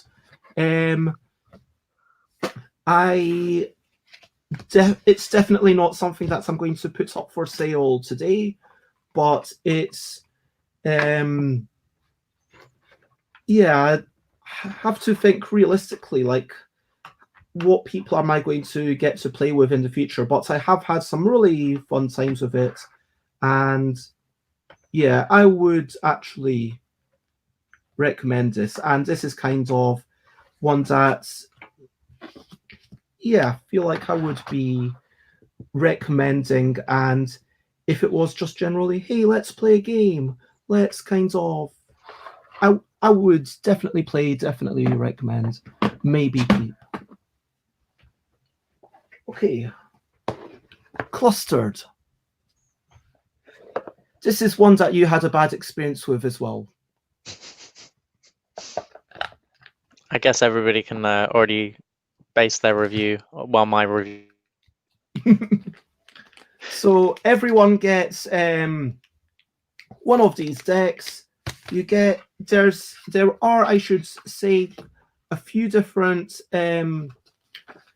ways to play. There's the alternatives that are listed in the rulebook, the solo mode, the expansion mode, the quick play, different bonuses that you can get as optional advanced rules. We played this game, did we play it only once or did we play it twice? You and McCall played it once more again. I think I backed out because I was like, yeah, no, that's the end of the night for me. It's not the first or last time that's happened. I think we learned something from this one though, more than we did from other games, in the sense that all figured out that when it comes to playing games, me and you, we want to win, and so we take it out on each other a little bit. Whereas McCall's a bit more chaotic in that sense. They're more focused on what they want to do, and sometimes that scuppers one of us, or the vice versa. And I'm not gonna lie. I know I'm not as good at games in general as you, but I try. Now, everyone gets one of these decks, and starting with a start card, everyone's placing them simultaneously. Oh, Bez, stop beating Krys at games, says Xate. But I don't think you'd even want that. Like, if I actually just said, I'm not even going to try to win, I think that you would be disappointed with that. I mean, don't get me wrong. If I knew you were actively, I would be very upset. I think I'd definitely not play any more games with you. So the fact that we maintain this structure, or I guess knowing that you're better than me, but sometimes winning still is still far better. Yeah, you're better than me at Labyrinth. That's true. So there are some games. So basically, in this game, I can't remember how many cards you get in your hand by default. There's a start card which looks like that, and this basically is it's kind of like one of these, and this is a wild card. So every card that you place has to match an attribute of the cards, orthogonally adjacent. Who's better at Yogi? Asks Xate. Apart from that time that I cheated with, I cheated. I had like a hat, some sunglasses, gloves, like all the accessories, so I could like tuck the cards into everything. The only way, if you want to put a card in front of your eye, just tuck it into your glasses, on your head, under the hat. Perfect. I really should have read these rules to remind myself of everything before doing this review. Did you make some mistakes? Yeah, whilst putting them down, I made some mistakes. Yeah, in my example, that was not great. Every card getting started. It's terrible, but I'm. Oh, here we go. I want to think that each player. These cards are verbose, forcing each player should shuffle their deck and place it face down in front of them. Just everyone shuffles their deck and places it face down in front of them. That's rather than each player, just everyone shuffles. Each player should. That's sorry, I'm being really pernickety there. And I'm just going to plug myself in because otherwise I will go off.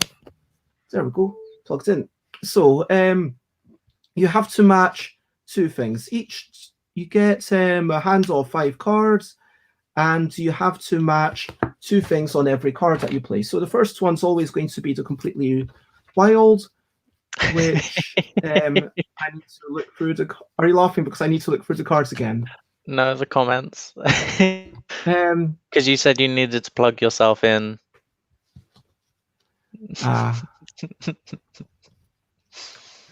And Alan asks, Krys, which games are you better at than BEZ?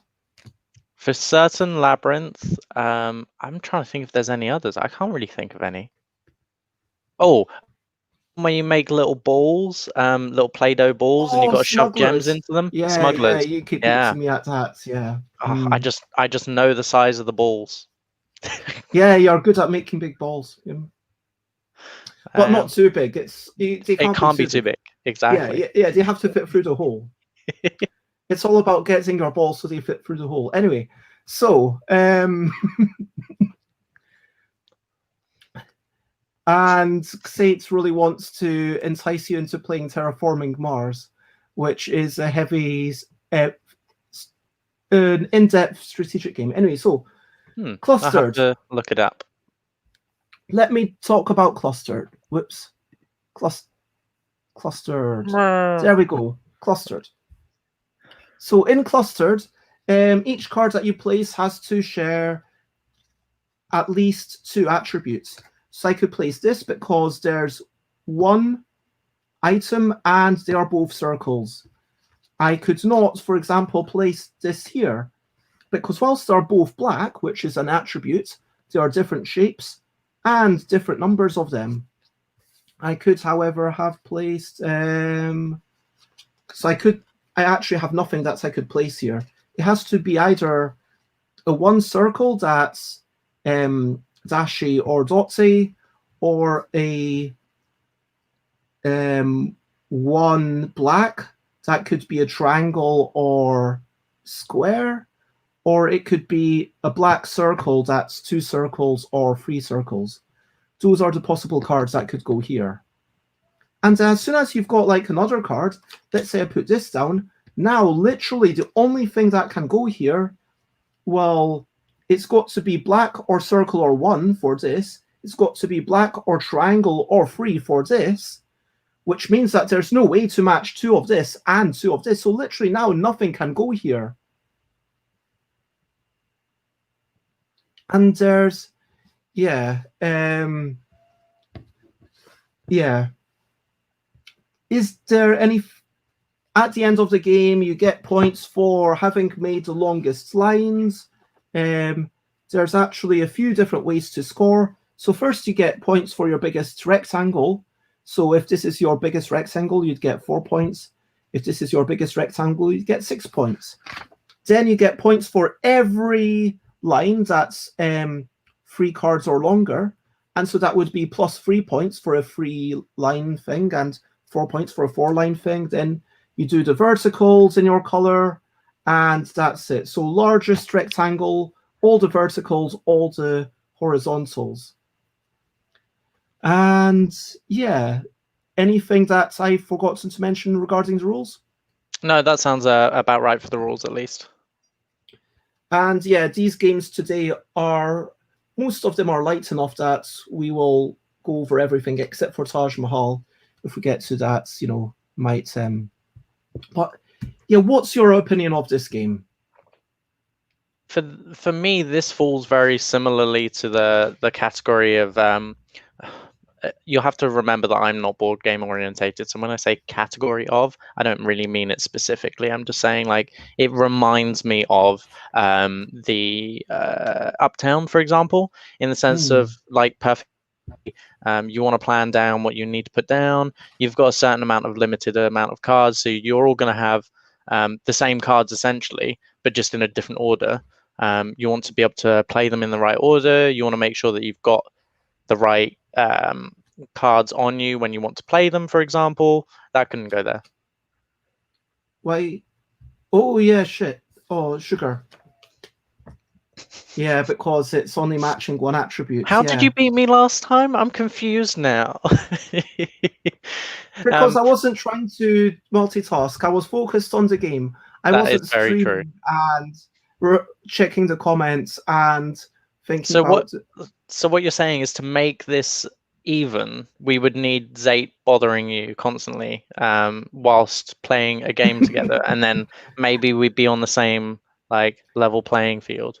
Yeah, but okay, look, this is a game. Okay, let's talk about our experience with this game.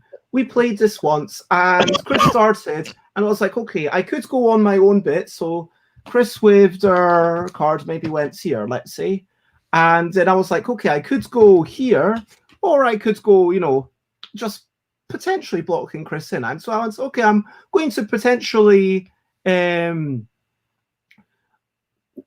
I'm not sure what talon means, but potentially blocking Krys in, and I was like, okay, I'm doing that, and then McCall comes up and says, okay, I'm going to go here, potentially blocking Krys in, and then Krys is fed up and annoyed. Then on Krys's turn, they're like, okay, I'm going to go here, and then Krys is really easily blocked in, and then yeah, that is pretty much exactly what happened. it was unfortunate. I was just trying to make some space for myself. I was like, look, this board game is going to take up the whole table. This is great. We've always to do our thing. And as soon as I started putting stuff down, you were both just like, no, actually, I want to be there. And I was like, but my space. So I was like, okay, forget about that card. I'm just going to start up over this side now. And you guys were like, follow. And I think that's what made it difficult for me, was just not being able to have those cards that you need to stop somebody from stopping you, essentially, or not being in the position to help yourself. Those feel really, when you have to play something that you know is going to negatively affect you, it kind of sucks a bit. Like, I mean, at this point, at least if I were the person blocked in, I would be able to go up on the other side. But then straight away, and Sate says, yeah, why does everyone gang up on Krys? I totally gang up on BEZ and McCall with you, Krys. I purposefully try and make BEZ's strategy visual audible. So I'm like, if I know BEZ is up to something, and I see what they're up to, I see that they've planned 4 moves ahead, and they already know how they're about to win this game, and I'm like, BEZ is doing this, and that's about all I can do to level up the playing field, I think, sometimes. I do enjoy it, though. I enjoy the strategy that we end up playing against each other. I mean, I feel like I wasn't picking on you for the sake of picking on you. Oh, no, I was for picking sure. on you because it maximizes my chance to win. Yes. And I ended up winning, so I feel like it worked. Did I? Like, Sate says, if you did that to me, I'd whack you with a banana. But it's not about picking on someone. It's like a game where the game is blocking those rows and blocking those columns. That is the game. And if you can block it, especially with my first card ever placed, it's going to be sharing one edge. And so there's no advantage to me to going on the common card, if you know what I mean, compared to a card on someone else's. And so it's like, okay, I'm going to go on the thing that's equally good for me, but also slightly bad for someone else. And then it is a game about direct interaction. I am, just to rush ahead, this is a game that I'm going to come back to and play a bit more of, because there is a solo version, which I'm going to try out to see how I get on with that. I'm curious about it.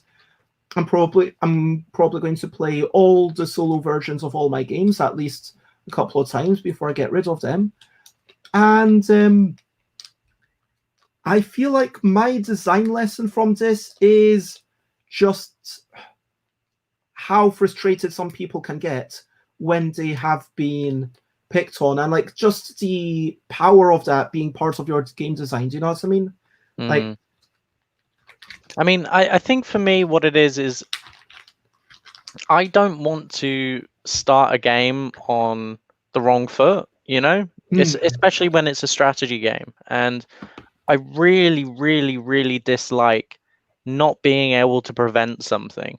And I say that in the sense that, for example, those 5 cards that you have, or for with Uptown, for example, those 5 tiles that you have, that is the limitation in that you are given.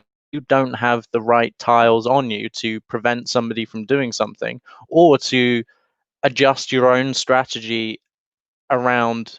And you end up in a situation where you have to play the rest of the game knowing that you can't do anything, knowing that you can't win, knowing that you can't do anything apart from scupper anybody else's game. And sure, at that point, as the de facto kind of person in last place, you can try and king make, but I don't enjoy that. I don't think anybody else would enjoy that for sure. But yeah, I feel it makes towards the end of the game when I have to play every turn like, you know, I'm already behind. There's no way I can catch up. These cards I have in my hand are useless, you know, like I mean, you've enjoyed Taj Mahal, right? You enjoyed that on Wednesday. Yeah, weirdly enough I did. Oh, I was like, I'm not sure if I do enjoy this. I I mean, you wasn't were even biased sure because as you to. actually won, and so you beat me at that.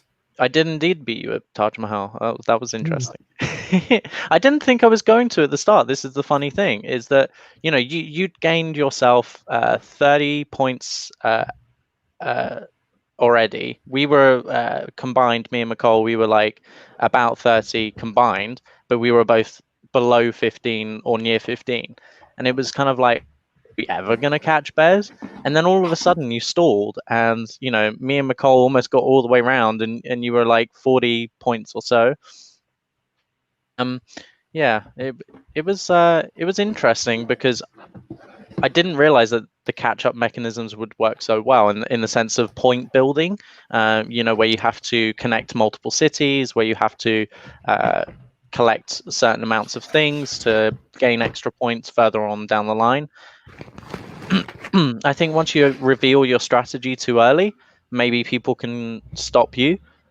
I think that's what happened with you, was that you knew what you wanted to do, the elephants, and as soon as that had been caught onto, I think that's where you stalled out. I think it was also the card play. So Taj Mahal, for those who don't know, I'm not going to get into all the rules of this game. I'm not going to teach you how to play it. So let's say someone's grey, someone's this color, and someone's this color that everyone actually likes. It's the kind of reddish pink one. Yeah, clearly. This blue is probably the second best color. And then you've got this kind of 2 types of brown and oh yeah, did you want brown or beige? Yeah, so anyway, so in this game I'll give a really quick overview. So basically each turn you are trying to bid on 6 different things, I should say. The 6 different things are these 4 icons, which are the orange people, the green people, the yellow people, and the what's the last color? I'll have to actually take it out of the purple, bag. orange, yellow, and green. Oh yeah, it says purple. Thank you. So you put one of each tile. That's what you're bidding on each turn, and then you're also bidding on one of these elephant tiles. And with these 4 things essentially allow you to place palaces on this network. Each palace is worth 1 point for every province that's in the chain. So first turn, the most you can get is 1 point. Second turn, if your province was able to kind of, let's say, link between free places, it would have to follow the line. So this would be 2 points. Whereas if you had, let me shove this up. Whereas if you had another one here, it would still only be 2 points. But hey, presto, suddenly it's linked. That's 3 points.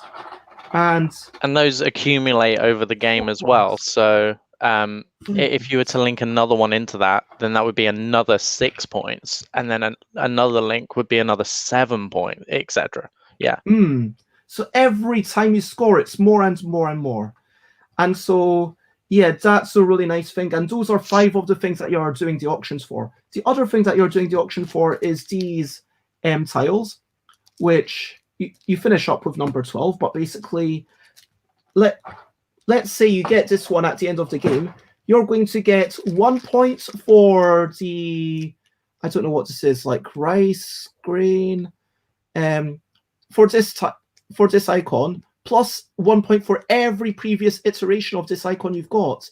And then you'll get 1 point for this icon, plus 1 point for every iteration of this icon you've got. So it goes more and more and more and more. It's like at the start, if there's 2 icons on the tile, you probably just get 2 points for it. Well, you will get just 2 points. Whereas later on, it might be, well, I've already got 5 of this and 4 of this. So if I get this tile, it'll be worth 11 points for me, because that's 9 plus the 2 that I'll just be getting. And that's like, means that you start off going in dribs and drabs, and then it's halfway through the game, you're on like 25 points. And then by the end, everyone, like Krys, wins with 70 something. Do you feel like there's anything else? Oh, I need to talk about the card, the way that the auctions actually work. So the way that the auctions work, it's all about card play. This should go to the end. So basically, you've got some number of cards in your hand. Starts off with a few. I think you start with 5, and you're allowed to play as many as you like within as long that as round. they're all one color. Matching the color, yeah. And so it keeps going round, and you place 1 card of a color that you choose for that round. Plus, if you want, you can also play a white card, which is a wild card, to supplement it. So here, this would mean that I am bidding 2 elephants and 1 green person. Whereas next turn, if I added this, now I'm bidding 3 elephants, a green person and a mogul. And the mogul, like all the people, allows you to place the things. And it's like, okay, well, maybe no one else is bidding for, everyone else has gone green, the other person's gone purple. Okay, I'm going to go orange elephant. Boom. And maybe I managed to get something with just 1 card. And that's quite nice, because at the end of every turn, you're going to get 1, maybe 2 cards as an income. And so you've got to be really careful with these cards. And what scuppered me, I think, is that card play, is the fact that I went into 2 auctions where I played literally about 5 cards and I got literally nothing because I was just outbid by Krys. True story. I scuppered you on the most valuable rounds, shall we say. That is totally true. So Krys did kind of get in the way. I think the other thing about this game as well that makes it really interesting is part of that auction process is that at any point you're allowed to withdraw. And once you withdraw, you take whatever you're leading in at that point. But if you're unable to play anything, you're forced to withdraw. And at that point, it could leave you in a situation where you're literally unable to get anything. And I think that happened to me really early on. And it was at that point that I realized I don't want to play too many cards. I want to have a lot more in my hand than I want to play. Whereas if you guys start carrying on and you don't withdraw, then at that point, then I need to step in and go, I'll stop you 2 from king making, in that round, in that sense, and trying to pick up as many as possible. So I'll come back in and try and play something else, or draw, take what I already have now and get out early before you 2 waste too many cards and I'm forced to waste too many cards as well. Because the other only 5 cards to pick up, 3 players, 2 people will get 2 cards, 1 person will always get 1 card. So if you withdraw last, sure, it might leave you in a better position or characters, or place more more palaces, but it could lead you in a sense where you hard for the next round, and you don't want to be in that situation. But I think it's about knowing when and where you want to force those hands, and that depends on the provinces placed around, how many palaces you want to place in that round anyway. There's a lot of strategy to it. It opens up as it goes on. I would say one downside would be that if somebody really is just constantly ahead, then perhaps maybe it just doesn't get, just keep extending their lead further and further. But one thing I learned from this was that even halfway through, when I almost was like, okay, I'm gonna towel at some point because there's no way I'm going to be able to make it back, next thing you know, I've won. I was like, okay, cool. So there is a way to stop those getting too far ahead. If you really, really have to, really need to, there are ways to scupper people, but not so much that it ruins the game. I wouldn't say I ruined when I defeated you on that singular round of auctioning. I mean, it definitely felt like I could have pulled out sooner, and I feel like maybe I was too invested. I invested wrongly. In any auction game, there's going to be lots of chaos from what other people do. And in this game, where you basically, everything that you put down as a bid, once you're invested in a bid, you lose everything that you bid. That's like a massive, it's like this most evil mechanism that it's forcing other people to stay in and spend more and more and more. It's like this game of chicken, because... Or you can pressure people and block. If you've got a lot of cards in your hand and you decide to pick a color like purple, but you've only got 2 purple cards out of the 7 that you're holding, but everybody else doesn't know this, they're going to think this person can carry on in this auction forever. Maybe I'll withdraw after the first round. I don't want to get into a bidding war. I don't want to lose too many cards. And that could work out really for you. If everybody else pulls out and they've decided to stick with 1 color each and they've taken those colors, then that leaves you in a position where you can be like, okay, I'm just going to everything else that's on the board. And I think I did that really early on at some point. You, Nicole, I think you took yellow, Nicole taken purple, and I just up everything else that was left because I had the cards in my hand. It was you both pulled out. I might as well play my cards to get that extra stuff. Worked out in the end because it just ended up being a valuable province for me. It was in a good connected place, but yeah. It's really interesting about these special cards. So the other thing is that with these 4 people, as well as playing your... So if you manage to win the bid with one of the green, orange, yellow, or purple people, then you get one of these tiles. If you manage to collect 2 of these tiles by winning with the same person twice, then you get one of these bonuses. Conversely, the bonus for the mogul is just being able to place literally anywhere. So you get better placement options for connecting stuff. And if you get 2 of these tokens for the yellow thing, it's plus 2 points, which seems like quite a really good thing. And it feels overpowered at the start, but it's actually almost meaningless by the end of the game. Yep. Then this one, I think, is the most powerful, the purple, that gives you the elephant. Because by the end of the game, once I'd remembered how it all works, it's like, oh yes, the elephant is 100% the most important thing. The orange one is just to afford you extra flexibility, which I don't think anyone ever used until the very final turn.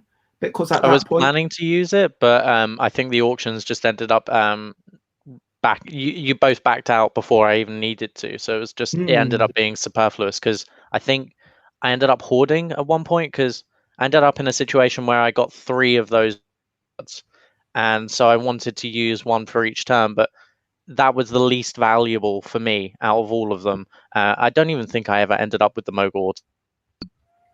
I mean, I really like this card because mogul doesn't appear quite as often on the basic cards that you're getting throughout the game.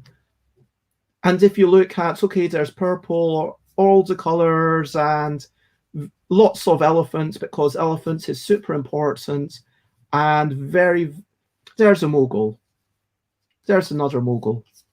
3, and like 4 out of like, I've gone through about 50 cards now, and so I'm not going to do a full statistical analysis on it, but certainly, okay, it is far less common than anything else.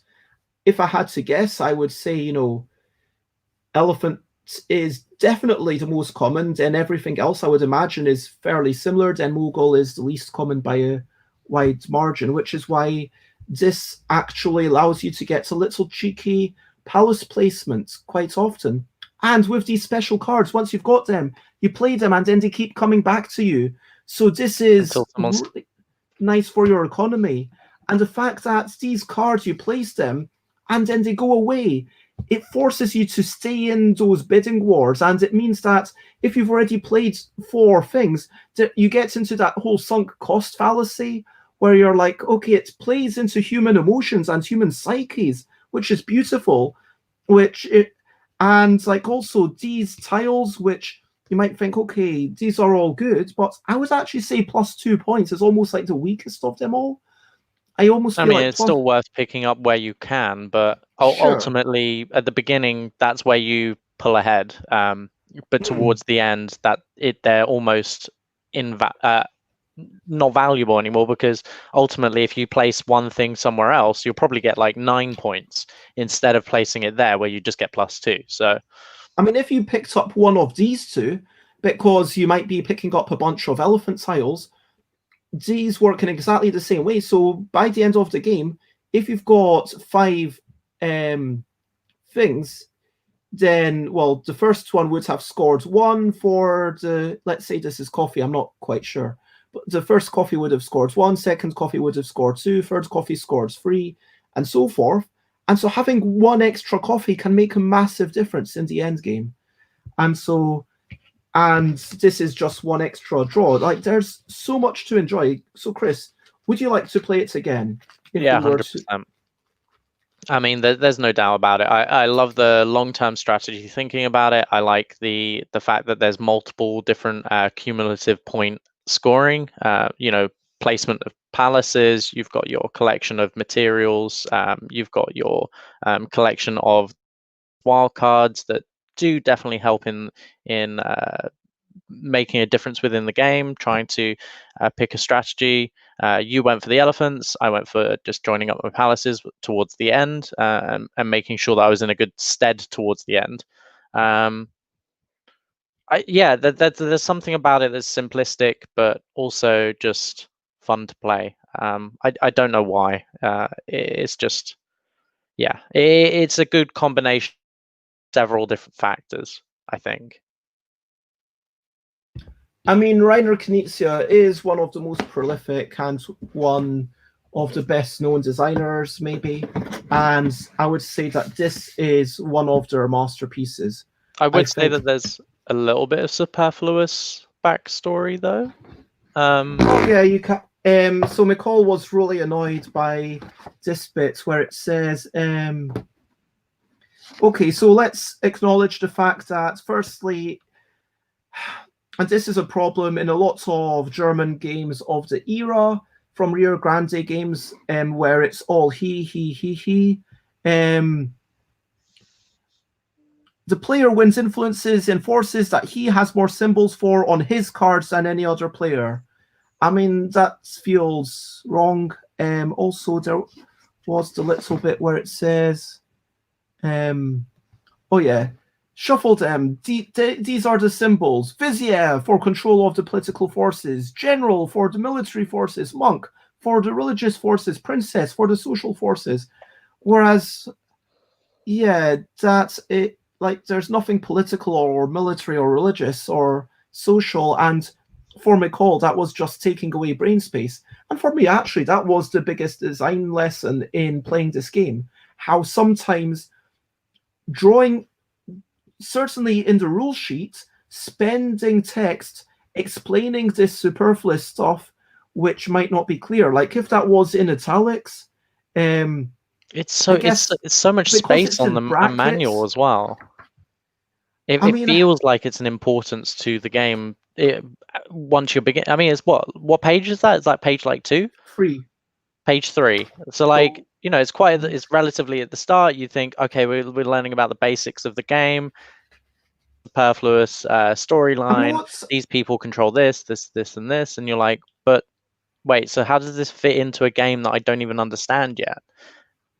I think you try and puzzle it out. I would be like, okay, these 5 people allow you to place palaces. This one thing allows you to place tiles. That's how I would explain the game if I were completely redoing the rules. I don't know. Maybe we can talk about this on, I want to say, Friday, when I'm talking about rules with Paul Grogan, because this is, frankly, and I don't think it matters to Rio Grande, because this is printed. Sorry, I can't find a printing date. But this particular printing, it's not particularly new, so it's not necessarily a reflection on. This is copyright 2006, so 14 years ago. I mean, for a game that was made for, still holds up really well. I mean, I don't think there's anything about it that wouldn't age well. So I think it's a future-proof game in a sense, in that aspect. Yeah, it was made 20 years ago in the year 2000. So this obviously wasn't the first printing. Boy, what a time. I was just in the year 2000. Can you remember before you were 4? Just. Oh, wow, you can. Yeah, only just.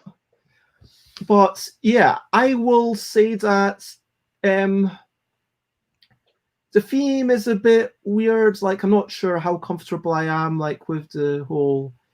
It's kind of feeds into Orientalism, like, a little bit, like exoticism. Exoticism. And So I'm just trying to take up the space, you know. I felt a bit small. But it's mechanically, I feel like it's super strong, and I feel like this game 100% holds up, and I can see nothing about it that I would be like, okay, this is a problem. Like, for sure, some people might not like the amount of chaos that the card play brings into the game. Some people might not like the fact that it's difficult to tell who's winning. But no, in terms of what it's doing, like, there's so much about this game that just hasn't been done before, and it's fused perfectly. It feels like, okay, there's the system with the cards, the system with playing things and leading people. I think also, okay, there's another design lesson that I've learned, okay, because 4 Sees the Power, which I still want you and McCall to play before I head off, and hopefully I can do a bit of playtesting before, you know, hopefully lockdown will ease up enough that we can do that, and maybe have you, McCall, and Layla or something, because I think it's a game you would enjoy. It's kind of a political statement, and I know, but I originally started off thinking, okay, maybe we should have auctions where, to make the auctions a little bit more interesting, you lose everything that you've ever bid. And now suddenly it wasn't just okay, I bid 12, that's what I'm happy with. Okay, the other person's, okay, I'm out. And then it was like, okay, I bid 1. Now does anyone else bid anything? Because they know that once they've bid something, they're destined to go into the auction. We change it so that now in Seize the Power, you only lose half of what you've actually put in. Okay. And I think that's a reason why one thing that makes it work really well in Taj Mahal is the fact that you're unsure of the currency that everyone else has. If I could see all your cards, I don't think this would be an interesting game. No, as far as I'm concerned, if I could see your cards, it would be a terrible game. But that's just because I think it would just be, okay, what cards do I have? I can easily ruin their game, blah, blah, blah. I know what they're up to. You know, it wouldn't make it fun at all, I don't think. But one thing I wanted to point out as well is that the provinces, as you were showing the little tiles with the numbers on them, so those are random. Are they randomly scored? Yes, number 12 is always in the one place of the Taj Mahal, but 1, 2, 3, 4, 5, 6, 7, 8, 9, 10, 11 are randomly placed, and also the little bonuses are also randomly placed on certain positions. See, I found that really interesting as well, is the fact that even though you want to try and put things together and you want to build in certain locations, it still almost impossible to try and figure out, okay, how many cards do I need for these 2 provinces that are right next to each other and also right next to each other in well, that it definitely affects your gameplay as well, which it feels like one of those behind the scene mechanics that make a major difference game itself. Hmm. You know, let's say we played Taj Mahal and each of the provinces were always in the same location. You know, you've got 1, 2, 3, 4, 5, 6, 7, 8, 9, 10, 11, 12. You know, you would know exactly how you wanted to play the game from the Oh, for start. sure. The variable setup adds definitely a lot of replayability, lots of uncertainty, and it kind And of it's just another underscores aspect the I fact love. that when you're thinking about connecting your provinces, you've got to kind of think, okay, I'm going to connect. Yeah, the fact that I've scored a province here means that there's more payoff for scoring a province that's adjacent, that I can connect it. But not only scoring it in the province that's adjacent, but either scoring it with the mogul, who can place anywhere, or with being early enough to secure the position that I need. And that timing is a massive part of it. That's another And thing as well. Yeah, if you pull out first, then you have priority over where you're going to place those palaces, and that could complete thing if somebody else is just trying to hoard, the tiles, for example, and to try and place as many palaces as possible. You can scupper that just by going and withdrawing first. There's so many aspects towards this game that I do, looking back, enjoy. honestly, I'm looking around, and box size is going to be a consideration for me in what I keep and what I don't keep. I'm not going to look. If this were the size of Taj Mahal, I would not keep this game. But as it is, I will probably keep this game. But Taj Mahal, out of all the games that I'm talking about today, is probably my personal favorite. I would definitely play it again. I would like What was to the suggest first one that we brought up? Labyrinth. Labyrinth. Oh, it's a hard choice. Sorry, carry on. Yeah, what else were we going to talk about for each game? Oh yeah, who would enjoy this game? I think any group of 3 to 5 people, that's a thing to know, that if it's just me and Xate, for example, we could not play this game. That's true of most auction games. And it's really difficult to design a good auction game for 2 players. Sorry, I should just leave this while we're finishing talking about Taj Mahal, because, but there's so much to say about Taj Mahal. I feel like we should just say we both love Taj Mahal. We're probably going to play it again together, and we'll probably talk about it again. Oh, for sure, for sure. Okay, I say what. This is one that I'm probably going to keep. Draw Lab. I want to acknowledge that parts of I don't entirely like the rules as written, but the components work well. I mean, there's a whole bunch of words of things that you can compare, and they're double-sided. So this is hotels or social media, like which one? And then the way the game works is one person will say, okay, hotel. Wait, this is terrible setup. Let me move things so you can see things slightly better. There we go. Can you even read that, Krys? Yep. Let me edit the name. Tell us how you've played this. That would be impossible because I haven't played this one. Did you not play it on Wednesday? Nope. Really?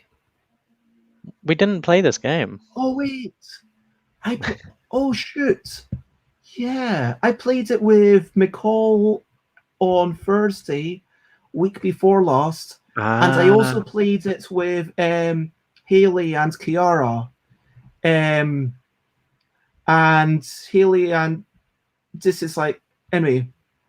So oh yeah, so I have actually played board games with even 2 more people that I completely forgot about. But anyway, so you've got 5 things. And hotels, cakes, style beams, and large vocabulary. And let's say I am this reddish color, which has hearts on it. And I think to myself, okay, which one is my favorite? Which one is my second favorite? And so on. And which one do I think is most important? Okay, once I have done so, then everyone else is guessing the order of which ones I would place. And this is I'm actually... So I arranged the cards in the order in my hand, and then I placed them down so you don't know kind of what matches with what. So hotels, cakes, style, memes, large vocabulary. And then everyone else puts in their own numbers.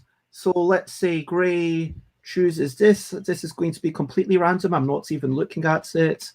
Then there's this kind of dark steel blue that places like that. And maybe there's a brown player. There's 10 different colors, and they're all helpfully encoded with symbols, which is quite nice. And so at this point, I would say, okay, everyone, I'm going to reveal that I think the best thing is... Does anyone want to guess what I think the best thing is? What would you have guessed, Krys? It's just your like favorite opinion. Yeah, it's just my preference. Large vocabulary, Okay. memes, style, cakes, or hotels. It's a toss-up, I think, between memes and vocabulary. Yeah, so I would say large vocabulary. I think it's a good way to kind of express yourself. I think it's got like a lovely thing to it. And because these people were all playing, oh, Brown scores a point. So Brown moves up and gets 1 point. Congratulations, Brown. Now I would say my second favorite is actually memes, because even though memes aren't like, high culture or anything, I feel like they bring us glee and they bring us a bit of humor, which is a lovely thing. And Brown scores this. Brown just knows you. And I decided that I'm thinking that Brown might actually just be 1, 2, 3, 4, 5 order. But I decided then it was a bit difficult, and maybe actually if I'd thought about it longer, maybe it would have been cakes. But I feel like style, kind of expressing yourself, the way you choose to express yourself, I feel like that's a really solid thing. And there you go. Steel blue gets points, and then cakes are a wonderful thing. And it came down to cakes and hotels, and I really do like hotels if you're staying in a faraway place. And when I'm, in Thailand, I'm sure I'll take advantage of a hotel for some period of time. But then I was like, okay, is Airbnb a hotel or not? And I was kind of thinking, part of that uncertainty was what made me put hotels after cakes. See, I would say they're bed and breakfasts. I mean, if it's called a B&B, then I wouldn't classify it as a hotel. Like that's a linguistic, thing. I mean, we could have talked about, okay, what do these mean exactly before we do them? And I think that would breed the discussion within the game itself. I love that. And it says you need a good vocabulary to make better memes, which is very true. And then, of course, you all know that the only one remaining was number 5. So here, in this example, Brown scores 5 points plus 1 point for being the most correct. So Brown scores 6. Blue scores 1 point. And steel blues and grayish blue scores 1 point. Nice. No, even though I haven't even played this game yet, I feel like I want to now. And I think I have some issues with the rules as written. Oh, and these are the meeples, the little figurines wooden things that you put around the board to keep track of your score. Look, I think I ended up playing it the third time that we played it. We played it just with completely different rules. In my house rules, I was like, okay, we only have 3 things, and the judge also gets a point for each one for each perfect guess. And yeah, people really enjoy getting perfect guesses, because even if it's not like they get any bonus for it, having a perfect thing, it's like, yeah, I know this person really well.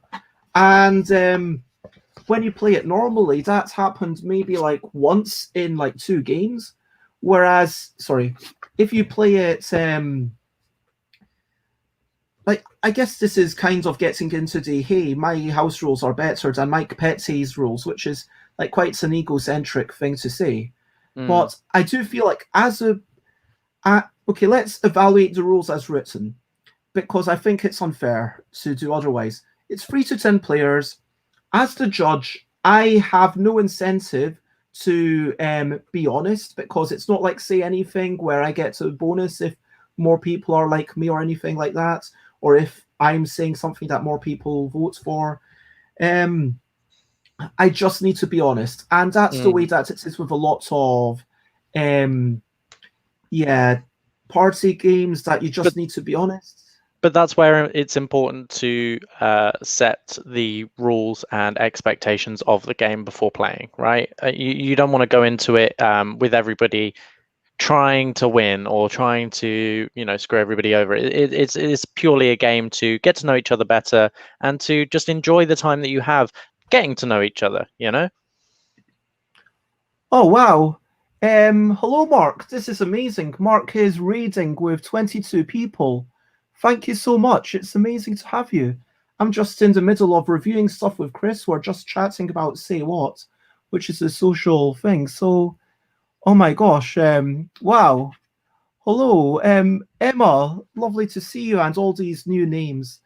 Larn and a 20 Matt. live stream. Wow. Alice Hamaria, Mark themselves, Pixie, and Bomber Girl, and Mark just finished a 24-hour extra live stream. That's amazing. It's Mark and Sean, says Emma. And so, yay, they were raising money for charity. Oh, that makes total sense, but I hope it went really well. But lots of love for sending your people over here. It was lovely for you to do. And for those who are interested in the games, hopefully you'll be interested in the opinions of Krys and myself as we chat about them. But I hope that you've all enjoyed the raid. And Mark, if you want to skedaddle, I'm not going to keep you here. But let me know how your stream was. And yeah, what was the highlight for you?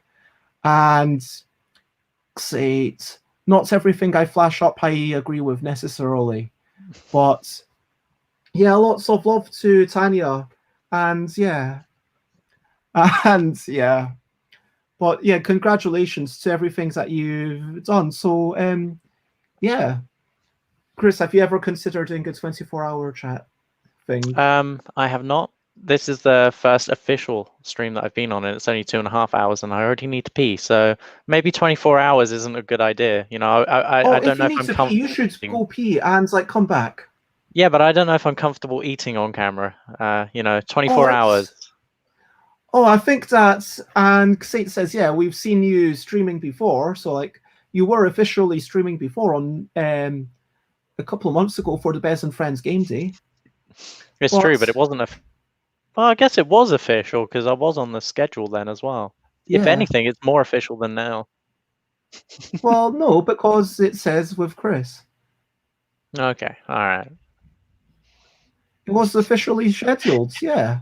Okay, anyway, fine. This is my second official stream then. Okay. Look, if you want, I am aware that we're going on a little bit longer than usual, Krys. So if you have to do your bodily functions, do it, and I will keep it going for 2 minutes. But as I will introduce a game that you have already played. But Say What, I will keep this for sure. I think it is worth acknowledging that a party game, sure, some games it's just inevitable that if you're trying to win, it might mess up the game. But that ability to mess up the game if you're trying to win isn't a good thing. It's just an unavoidable drawback. Do you know what I mean? And I think that we should always acknowledge these drawbacks, even if it's like, oh, well, it's not that big a deal. But still, I think that there would have been a way to get around this with a different design. And it's not even for a reviewer. I mean, obviously, I'm in, I don't know if I want to say unique position, but certainly a more unusual position because most reviewers are not also published designers. And the fact that, for me, Yogi, a big part of that was, well, if you're trying to win, it should be still a good game. If you're trying to win Kitty Cataclysm, if I try to win it, sure, that might mean that player 3 never has a turn because I get the winning combo and I play it on turn 2 and boom, screw you, Krys. But for some reason, you're okay with that because, it's short and it lasts 20 seconds, and we shuffle up and re-deal within a manner of like 30 seconds. But then And again, I think this is one of those games where intentionally it's fun playing the game truthfully. It's more fun to not try and win the game, and I think that's in itself a good thing, because there's very few games out there where if you don't try to win, you have fun anyway. You know, for example, Uptown or the other games that were mentioned earlier on in the stream, I wouldn't have fun or enjoy playing them just not trying to win. You know, it'd probably be quite boring, I think. But you know, it actually sounds quite interesting in comparison. yeah, I mean, for sure, that is the nature of a party game. That when you compare it to, yeah, you can see the piles kind of grown because now it's visible in both the cameras. But when you compare it to like any of these other games, like you know, Dave Turksey was chatting about the fact that there should be some reward and some joy to be had in a game, even if you don't win. It should be like, oh, I did this one thing that was super clever, or like in a Magic the Gathering, it might, I managed to get this one creature and get all these enchantments and make it even bigger and then swing with it. I didn't actually manage to win, but, you know, I managed to, like, destroy almost half of their life points with, like, one big creature swing, and that was, like, a fun thing. And I think that it... Look, I am not saying that if a game, someone playing to win messes up the game, because there's also snake oil. Any game where you're directly snake oil, everyone kind of gives a pitch and they say that was the best pitch, that player gets a point. If you're playing to win, you just give a point to whoever's in not going to win because they're not your competition. Do you know what I mean? Mm-hmm. But so that's a game that's very susceptible to that kind of thing. But and I'm not saying that that makes it a bad game. I'm not saying that Say What is a bad game for that reason. What I am saying is that if it didn't have those facts, and if it still had all the ability to provoke conversation and everything, it would be an even better game. That's basically what I'm saying. Mm-hmm. And yeah, why doesn't the I mean, look, if they wanted it. Also, frankly, why does the person who scores the most get 1 bonus point? What's up with that? That really annoys me. Because if they wanted to make it a simple party game, why do they have that bonus 1 point for being the most? I mean, that's just rewarding a person who's already scored a lot of points. What's up with that? Come on. And that really, I would really like to, that's one of those design decisions that I just do not understand. And Ignacy Trzewiczek and Mike Petsy, if I could have them on for like 10 minutes and just say, why did you make that one design decision? Why did you give 1 extra point to that person? Why did you make in the solo mode of, why did you make me roll a dice to determine how many actions I have? Why do you do this? Because I'm sure they thought about it. I'm sure there's a reason, but it just feels a really nice concept, but the execution was subpar to me. But I'm still going to keep it. But part of that reason is not because of the original game, but because of the house rules that I'm going to play around it. I'd say the other thing about party games as well is that you've always got the natural kind of downside, which is that if you're playing these party games where it's about knowing each other, then I think couples tend to have an unnatural advantage towards those. And if you are trying to play to win, then that could be really, really frustrating, I think, as well. Anyway, I'm going to have to take a break for 5 minutes. We'll be back. And I will explain Pick a Pig while you do that. Go off. So, Pick a Pig, for those who don't know, is super cute. I mean, just check this out. So, I mean, there's also Pick a Dog. I think there's like Pick a Seal. You check out Board Game Geek for the other things. I mean, check out, like, how cute is that little pig? It's got popcorn. It's got, one arm. It's light-colored. It's big. And then here's one that's a bit darker with sunglasses, and all these sunglasses are, Whoa, that was quick. Oh yeah, sorry, it's occupied, so I'm just going to sit here and jiggle and listen to you for a little bit. Okay, so in Pick a Pig, there will be a grid of these cards on the table, and you get a starting card, at which point you need to pick up cards that have at most one different attribute. So this is fine because they're both big, they're both darker, they've both got sunglasses, and they're both got one arm, except that one has popcorn, one doesn't. That's fine. These two, this is a reasonable match as well. Sorry, I'm struggling to. It's also the lag on my phone that. Okay, there we go. So that's a reasonable match. You kind of have like 0 differences, so that's fine. And yeah, you get how it's going. But if at some point, let's say you were to go from that to that, that would be a mistake, because not only is it small, not only is it a different color, that's also it's got no popcorn. So yeah, even this would be too much of a change, let alone this. But oh, I just noticed that this. Maybe I can see this. So yeah, Pick a Pig. It's a cute game. Frantically pick up things. Towards the end of the game, if you don't think that you can pick up anything, shout stop. Everyone looks. If you were correct, then you get 1 extra points. If you were wrong, you lose everything. And yeah, people are pretending that you're dancing. That's fine. That's good. And sure, there should be Pick a Parrot. I agree with you both. There is not. You can get onto. Oh gosh, who's the actual publisher? Pick a Parrot. Griffin Games and Jolly Thinkers were the original publishers, and the designer was Torsten Landsvogt. Sorry, Torsten Landsvogt. I don't know. Is this Danish? Someone tell me. Is this a typical Danish name? Because I mean, I know we've got at least one Danish person, I believe. So to an old person like me, probably, but I'm not Danish. But yeah, this is a game, and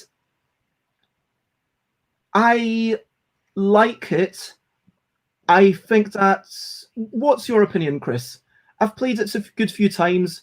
I think I played it twice with you, and just to reiterate, if you're playing it, normally play multiple rounds and then you keep going on until the end. What did you think about? Oh, Dutch isn't Danish. Oh yeah, thank you. Dutch is Netherlands. Yeah. So is that Dutch? Is it? It could be Danish as well. It could very well be Danish. It could be all sorts of language. I have no idea. Anyway, so I'm sorry, Torsten. I have no idea. It could be probably not German with a surname like that. Torsten sounds German, but Landsvogt sounds, I don't know. Anyway, so what did you think of this game? Because I know that we had issues with the end game of this. See, I really enjoyed the game in the sense it feels very much like those pick up and collect games that we've played in the past. It is interesting in this aspect that some of the cards look very similar, even though they don't match. You've got to be quite vigilant. However, you've got to be quick. You don't want to be too slow and let other people pick up too many cards. You don't want to be too quick as to make mistakes. As you did mention, though, there is that issue with the end where you get minus 10 points and plus 1 point.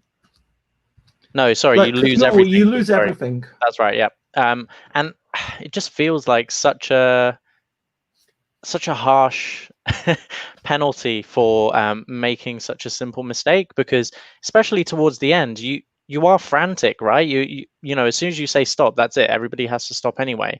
And you don't want to be that person that makes a mistake and loses everything that they've built up to play just for 1 extra point. It makes more sense to just sit there and be like, I'm gonna just wait for you guys to stop the game. And when you shout stop, you want to really double check every single card on the screen. I mean, on the table. Sorry. But on that note, I'm gonna let you finish this one. Yeah, sure. And yeah, so I like Pick a Pig or Pick a Dog.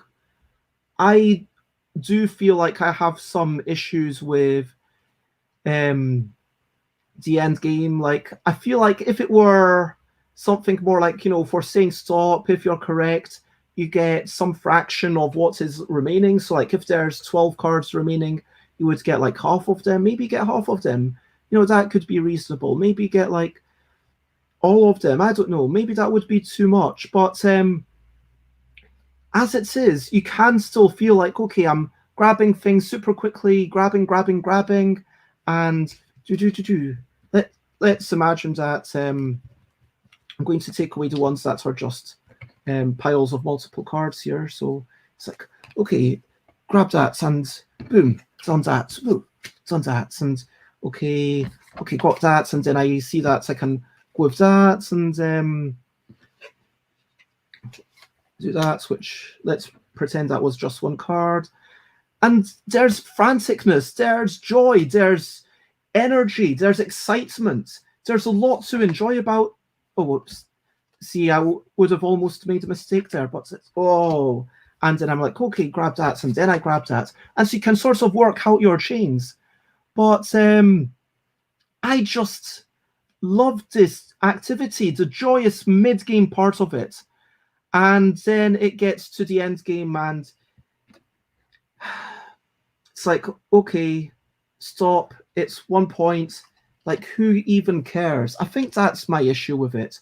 Like, if you stop at the end, okay, let's say someone else has grabbed all these cards and there's only 2 cards remaining. Sure. Getting more than 1 card might be too much. But also on the rules, I'm just going to acknowledge that it is possibly vague. Just because the English might not be perfect. You collect 1 extra card. It says, if you were right, you may pick up any member card from the middle of the table. And why do you have he? Why do you have that as a... why not use they? From the middle of the table, use it as a bonus and add it to his winning pile. But it's just like such a letdown. Like, I really like Pick a Pig, except for that thing. Again, this is one of those games that I am going to keep, but I'm going to keep, frankly, because of house rules, because it is easy to house rule it. And I've played this maybe 10 times, and a couple of times I've been house ruled. I played it with my housemates, and we had so much fun saying, okay, you know what? You just get everything if you win, and if you say stop. And you can mix it up, saying, hey, you can't do exact matches. Okay, it needs to be at exactly 2 away. And that kind of becomes a lot of brain drain on you, but the graphics are so cute. The game itself, it's joyous, it's fine, it's just, I wanted to say, if I had to pick an issue, which it's not just as I have to, but I am choosing to, it's that end game thing. But I basically said that I'm going to keep it, but because I am able to easily house rule it. That's my personal stance. And we've got someone asking, and do you have anything more to say about Pick a Pig? Myself, no. It's nice, it's simple, quite fast paced. It was a good 5-minute game, I have to admit. Sorry. Are you happy to carry on, Krys? I know we've gone a bit long. What other games are we going to be looking at next, just out of curiosity? I was thinking basically these 2 and this one, but we could leave Wilde Meuterei for another time, potentially. Maybe just do these 2. Yeah, sounds good. Sounds good. Okay, so Pixie says, does anyone remember the game Pass the Pigs? Yes, I have played that. I played that a few years ago. Yeah, it's a fun, completely random game, and I enjoy the fact that the pigs make it look so different to just rolling dice. Do you know this one, Krys? You're rolling pigs, and whether they're feet down or feet up or underside, it means random things. So they could have just used 6-sided dice, really, Hmm. but it's kind of got a slightly different feel. Also, the sculpture, like the actual tactile quality, gives the different things a slightly different odds, which is really interesting. J. Folsgaard says Torsten can be a Danish name. I mean, I know that Torsten was the name of, a friend from Germany. True story. I have a friend from Germany who's called Torsten. I mean, why would I lie about that? Why am I saying true story? I don't know. But anyway, it's definitely Danish and also from one of the other Nordic countries. But let's talk about cover your assets. Do you want to talk about the one time that we played this? And yeah. Oh man, what a crazy day that was. Or one time? We played it one time, 3 rounds. Okay. Because the ultimate aim of the game is to make it to 1 million, right? And I made it to 990,000. Yeah. And I pipped you on the last. You did more than pip me. Not only did you pip me on the last round, which, by the way, I want to, for some context, I was like 400,000 ahead or something ridiculous. Like, I pretty much made it to 1 million on the second round, apart from 10,000. And BEZ not only to surpass 1 million and win, but also stopped me from getting anything on the third round at all. Now, this is a game with, and just to go back to, like, I don't feel like being German excuses you for using he in a translation. I think that, it's still got to be translated for someone. And I think, like, next time we get together, we'll talk about, that one game, Crow's Overkill, which I feel like, it doesn't matter that it came from which country it came from. It's, you should be using the qualities of the language that you're translating it into. Get someone who knows the language that you're translating it into to use they, like gender neutral term. And oh yeah, absolutely. It's a localization problem, but it's still a problem. I mean, it's still worth mentioning these things, I think. And hello, Nicholas. Lovely to see you. Anyway, so talking about cover your assets. I got this game for free because Fabrica Cart, who printed every Kitty Cataclysm, Wibble Plus Plus Deluxe, and Wibble Plus Plus, I was thinking about having some sort of gold, and they sent me this box to say, hey, here's something that we could have. And I just had it on my shelf for a few years, just was, okay, that's really nice gold. And they had a hot stamped gold and a cold stamped gold foil. And it's just anyway, so I got this game for free. It took me a few years to play it. It's a very random game. It's high luck, it's high chaotic. There's a good amount of targeted, what might be determined, take that, where you're stealing things from other people. To simplify the rules, basically you've got a hand of cards. You can play sets in front of yourself, and then it's like, boom, I've got some jewels, and that's worth 15 grand, or well, for each one. And then someone's like, hey, I'm going to steal your jewels, because you're able to steal anything that's the most recently exposed set that someone has. So like if I, after my jewels, said, hey, I've got some stocks. Now you can't access my jewels, but you can access my stocks. Unless somebody else takes the stocks on top, and then you can access those again. Yes. And gold and silver are by far the best cards, because gold and silver not only are wild cards, but as you can see, they're also worth quite a bit more, 25 and 50k respectively. And so there is a fair amount of luck in the draw. Just you get a lot of wild cards. If you do, I think that frankly was why I did really well in the third round. Like I think we did a little bit of statistical calculation at the end once tempers had calmed down a little.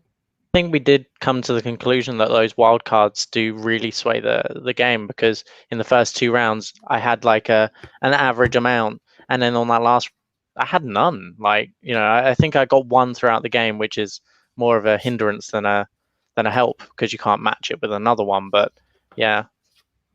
And so, like, by playing one card, you get to say, hey, I'm trying to take your cash under the mattress.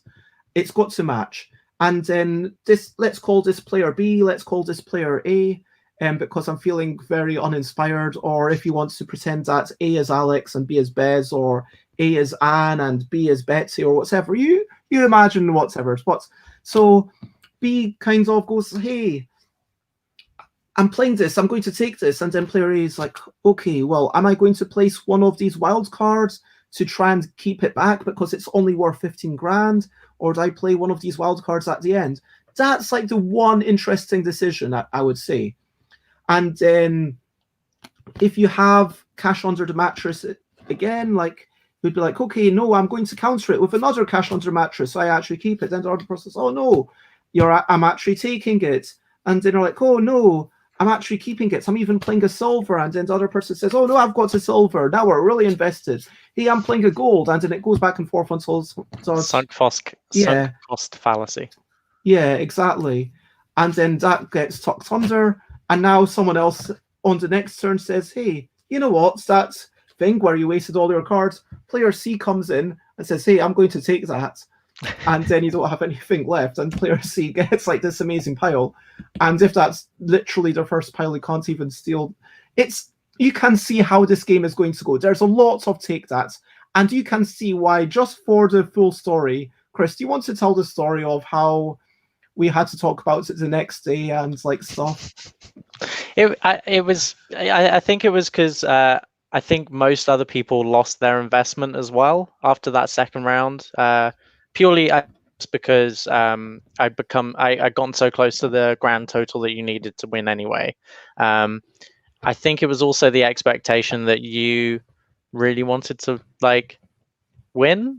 But yeah, I mean, I wouldn't have been bothered if I guess I do like to win, but you know, I wouldn't have been super bothered if I didn't win, but I wanted to try at least. You know what I mean?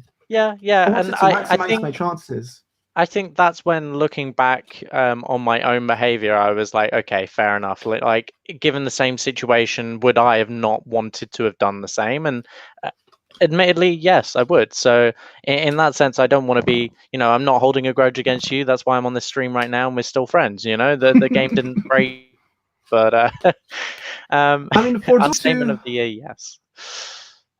Look, let me say that I did target Krys more than anyone else in that final round, purely because Krys was the competition. Krys was the if someone was going to win, it was most likely to be Krys, statistically, going into that final round. Krys it was me first, you second, and everybody else below that. Those were the situation we were in anyway. So basically, in that situation, in a game where you can steal things from other people, then I am going to steal them all from Krys. And unfortunately for me, I had no wild cards to stop any of these stealings. Even though so I didn't need 10,000. I needed, if I remember rightly now, I needed 40,000 or something along those lines. It was still a very slim margin, and I think in the end you only left me with 2 piggy banks, or something like that, and it was literally worth 10,000. I didn't even make it because you can't steal the original pile, but you'd stolen everything else. I mean, everything I put down was either taken by you or another player. And at no point did I have the cards on me to steal back or to take from somebody else. Like, yeah, I think in that sense, you can almost tell how chaotic the game is, purely because I couldn't do anything. I couldn't stop BEZ from all came down to the wild destroying my game. And I think that the thing for me is that, look, are you okay with a very chaotic game like that? That the entire game, it does last a good 30, 40 minutes, because you play multiple rounds. You go, and that's intended to kind of balance out the luck factor somewhat. But I mean, which it did, for instance. Obviously I was very lucky in the first 2 rounds. I pretty much made it to 1 million already, and then on the last round, bam, no more luck, all gone. And I'm going to get rid of this if you want it for like a fiver, or like there'll be some possible price reductions for people who are watching the stream. But yeah, if anyone wants this game, you can have it. It's a reasonable family game, I guess. It does require 4 to 6 players. We've only played it with, was it 5? You, me, McCall, Mina, Layla. Mina, Layla. No, there was one. Zach. There was. Yes. Is that, how many is that? Call Krys, myself, Layla, Zach. Yeah, that's 5. That's No, wait, 6. Yeah. But in the end, it was there was enough people that it shouldn't have come down to you and me. I feel like in the end, like. But that's the thing. Like some people, look, I feel like some people were playing far from optimally, but they were okay with that. Like I could see, I'm not going to look at someone making a bad decision and say, "Hey, you are making a bad decision here," because some people don't want to hear it. Some people, they're just wanting to enjoy the game and learn about the game, and that's cool. Like I wouldn't ever say to McCall, "Hey, this is a bad move that you're doing," unless I say, "Okay, this is a bad move that you're doing for yourself, and also it's hurting someone else." I would make them aware of that, or if it's going to ruin their game, saying like, "Okay, this is an engine building game. It's all about getting your pigs and feeding your pigs, and there's like Happy Pigs isn't even a proper engine building game, but like let's say some engine building game where it's like, okay, you get things going, and then if you don't do this thing, then it's going to be a terrible game." I would try and help McCall, but it's basically going to be some people play badly, some people just had really bad luck, and I feel like it's just not a friendly game. It's a really mean one. It's something that a lot of people might enjoy. I do also want to kind of take notes of the fact that it says this whole thing of, this bit rankles about me, where it's like, Grandpa Beck's is a family business run by Grandpa Beck and Grandma Beck and Grandpa Beck. And we also rely on our amazing illustrator, April Stotts, and basically what they're saying is that they don't have a marketing department, so please talk about their games. And okay, I can understand that, but let's be honest, there's so many people that could apply to, and it kind of feels like disingenuous when it's like, the photo, they've actually done really good branding for it, where it's like, okay, Grandpa Beck's, it's like little smiling grandpa. But I don't know, something about that, it's like, it rankles against me, especially when they have the marketing acumen to, enter a lot of awards, and a lot of these things I know you need to pay to enter them. So saying that you don't have any marketing budgets when you kind of pay money to enter competitions isn't entirely true. Sorry, I know this has nothing to do with the game itself, but I feel like it bears talking about. Like, is that okay to talk about the context of a game, do you think? I mean, personally, I feel like have some sway on how you're going to feel and interpret the game, and for a lot of people, it may give them unreasonable expectations on what the board game industry is like. In that sense, it is very disingenuous to. I mean, you and me, for example, when we talk about stuff by BEZ and we talk about as we don't discuss things as if we were a large company. We don't pretend that we're anything other than what we are. We are just I say we. You're the founder of the company, in that sense. But it it feels less natural if you're as a marketing ploy, you know. Also, I love the way that your arm stretches between between the panels there. For a second, it looked like it just kind of like faded into the other side. Anyway. Would you, if someone wanted to play this game, Mm-hmm. I mean, look, let's just ask this. Would you suggest this game? Would you like to play it again? I wouldn't suggest it to anybody that's hot-headed, frustrated, or I think expectations need to be set, especially for this game. You need to know that it's a game of a lot of luck, purely about trying to stop other people to maximize your own profits. That, you know, as long as those boundaries are clear and defined and set, then I think in itself it could be an enjoyable game, as long as everybody knows what to expect from it. But yeah, I personally don't know who I would recommend this game to. I can think of no one in real life but conversely, I can't think of no one that's like, okay, I'm going to suggest it for me to be involved as well. I know that, you know, at least one person on Twitter has said that they have enjoyed this game, so there is clearly a market for this. Now, I'm not saying that it's a bad game, it's just a game that is likely to, it has a lot of direct conflict and stealing from other people, and it is a longer game than I personally, once a game is above a certain length, I maybe feel like there's a bit too much of the ego that gets invested, and you could argue that maybe this is actually quite a nice thing, that it's okay if you don't invest your ego, then it's not an issue. But I play games because I like to try to win, and if it's okay, an individual hand of a cards game where it's quick and it's okay playing the cards you're dealt, okay, it's kind of tactical and do that can be fun, but again, though, it really this is not depends on the who game you're for playing. me.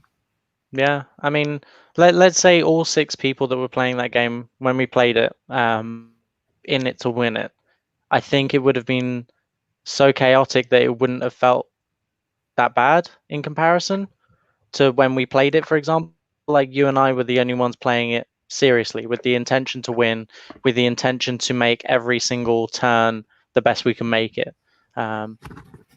And yeah, I think that either makes it less fun for those that are less willing to win, and less fun for those that really want to win anyway. So yeah, hopefully there's someone out there who might be like, yeah, actually that's a game. I think my design lesson, I don't know what design lesson I'm getting from this one. It's maybe the fact that for me, the other part of it was that you just don't get enough cards in hand to really be able to enjoy it.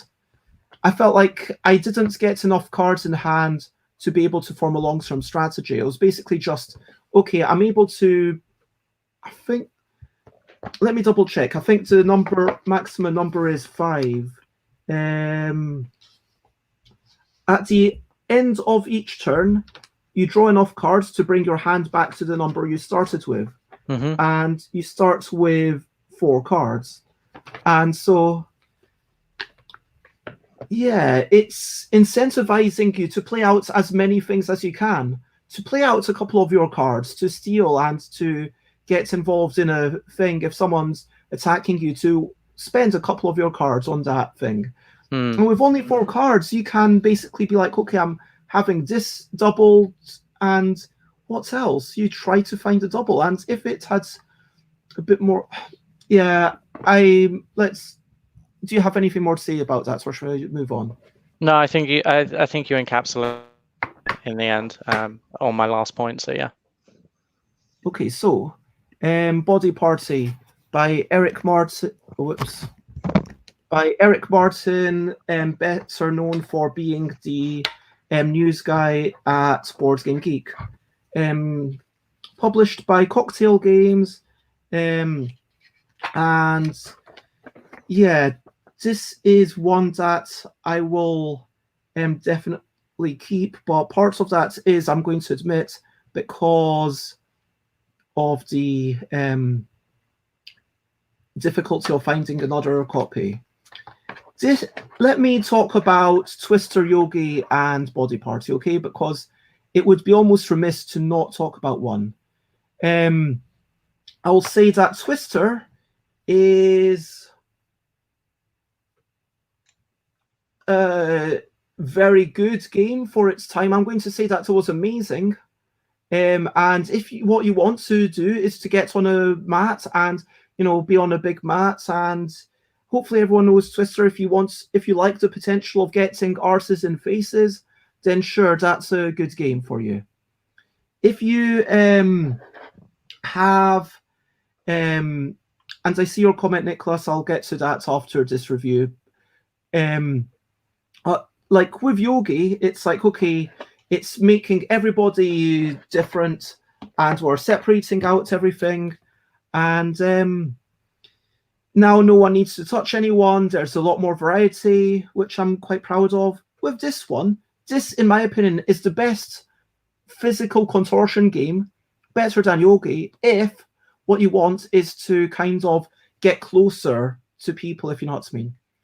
Basically, this game is each card has two sides. This is the shoulder, this is the chin. This means that this must be on one person's chin, and that should be on someone else's shoulder. So you can see where this is going. Then someone, oh, those are actually identical cards. Then someone's cheek must be on the hand. So maybe my chin is on Krys's shoulder, and then Krys has to have their hand on my cheek, and then I have to have my elbow on Krys's elbow. And once we have so many cards, then we win. And yeah, this is the game. Do you want to talk about your experience? And yeah. I mean, for me, I don't mind these kind of a physical disability, so it makes it a little bit harder for me to maintain certain positions for a prolonged amount of time. Sometimes these can be quite difficult, especially when they involve the lower half of my body, because physically on the top half I'm good, lower half not so good. So in that aspect, a little bit difficult. But I do enjoy the fact that it does bring people physically closer together. I think that's something that some people just struggle with, me included, you know. So it's nice to be able to. It's a bit like an icebreaker game in that sense, you know. You're physically close to people, and they're going to open up a bit more, I think. And for sure, yeah, and there are these kind of expansion cards which not only have other people's body parts, but also table, wall, or floor, which I generally don't play with because it feels like it's missing the unique parts of the game, which is, okay, you've got to play it in a context where everyone knows each other to some degree already. And I think I've only played it, I think I've played it on 2 occasions only, okay? 3 occasions. Yeah, 3 occasions. One was at London on board with relative strangers, which I was really impressed that people even were willing to play this with me. It was, okay, let's play this. It is going to be about your body, and then, but people weren't super into it. They were like, okay, give up.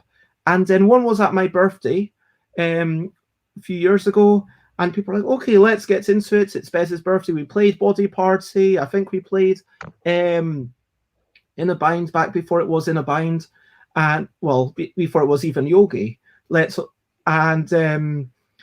We played Twister Hoopla and Twister, and we did pole dancing, and there was drinking and dancing. It was that sort of party where you invite friends that you already know, and you kind of, it's like, okay, these are people that the nice thing about this is you know who you are going to touch. It's not like Twister where there's maybe 5 people on the mat and you could end up touching anyone. It's like, okay, are you happy to touch me? Am I happy to touch you? And that's like, I think that was like the first time that I met Ava, and like, it's like, okay, we're okay with this. It's like we've established our boundaries, okay, and now we're playing this game together, and it was lovely. I would say that make sure that you trust the people that you play with, because for sure, if you're uncomfortable with them, but at least with this game, you only have to be comfortable with one other person. Do you know what I mean? Which is kind of nice. And yeah, I don't even know if I have anything much more to say about this game. You probably already know if it's a game for you or not. And yeah, unfortunately, can't really buy it. But yeah, vous seriez plié de rire, which means something about contorting yourself to laugh. It's for 5 to 10 players from 7 years old. So the idea being that you'd have couples and you'd have like one judge watching over, sort of thing. Do you have anything more to say, Krys? No, I think I mean, this falls into the same category of games that you've just been mentioning, and they're all really, really good games. I just physically am a bit restricted when it comes to these. So my personal preference is to usually try and stay away from these games. But again, I think that's just my competitive nature. I want to go in to win it, and if I'm already behind, then yeah, maybe not. But they are really fun and enjoyable, and I wouldn't say I'm gonna make a tournament out of it, but it's definitely enjoyable when you're with company that you already feel comfortable around. And yes, Nicholas, that is pretty much exactly correct, except that your partner is actually trying to be nice to you. So you are both there's some responsibility for both players. And Sate suggests that you play body games with them because you're both broken. Although, I mean, that's just going to make it harder for both of you. If anything, that would just make us more motivated to win, I think. I mean, Sates is also very competitive, so... Oh, and I should say personal bias. I mean, there's personal bias. Like, I know... I mean, look, bias is such a big thing. Like, looking back, I got Labyrinth for free. I've had personal messages with the designers of Salad de Point Salad. I considered the publisher who gave me Cluster to be a friend. Yeah, the way you get games. Like Say What, I know the publisher, and Cocktail Games, I know the publisher, and I have pitched things to them, just to clarify. And I do know Eric Martin, and they've interviewed me a few times. Obviously, they're like the news person, and we've had a lovely time together in Nuremberg. And so, yeah, there's always going to be, what's the word I'm looking for? Yeah, these things. And by J. Folsgaard. And so, in conclusion, Body Party, good game. If I had to give a design lesson from this, this is where you realize that this is completely unscripted. I haven't done any preparation for these reviews at all. I guess my design lesson is that touching other people is quite niche, and that's where, yeah, why this basically didn't sell very well at all, and why it was never reprinted, because touching other people is quite a niche thing. But maybe they should have. And if you've got a proper adult game, if you know what I mean, where you're touching each other in a sexual way, then it's probably more common to have it be 2 players only. Whereas if it's like, okay, this game, it is about touching other people. Oh no, wait, I've played it at least 5 times now I think about it. I played it once in my birthday here, once in my birthday in Brixton, once in, yeah, I played it at least 5 times. And it's not something I'd bring out necessarily even, I didn't bring it out at all in 2020. But, I'd say it's one of those games where I play maybe once every year or two. And it's like a big event. It feels really memorable, even though I forgot some of them. But, like, I have memories of, like, me and McCall, like, being really competitive. And then Layla kind of being a bit broken, but Layla's also a bit... And, yeah... Of course, that's exactly what I'm saying. But yeah, if you have people who are all interested in doing physical things, and frankly, if you like team games, if you want a team version of Twister, then this is actually really good, not just for touching other people and being physically close to each other in that way that, you know, cuddles and stuff can bring you closer, but also you are competing, you're a team, you're competing together, and it's all about the physical prowess and like contorting, and me and McCall being like, okay, we're going to do this. Do you know what I mean?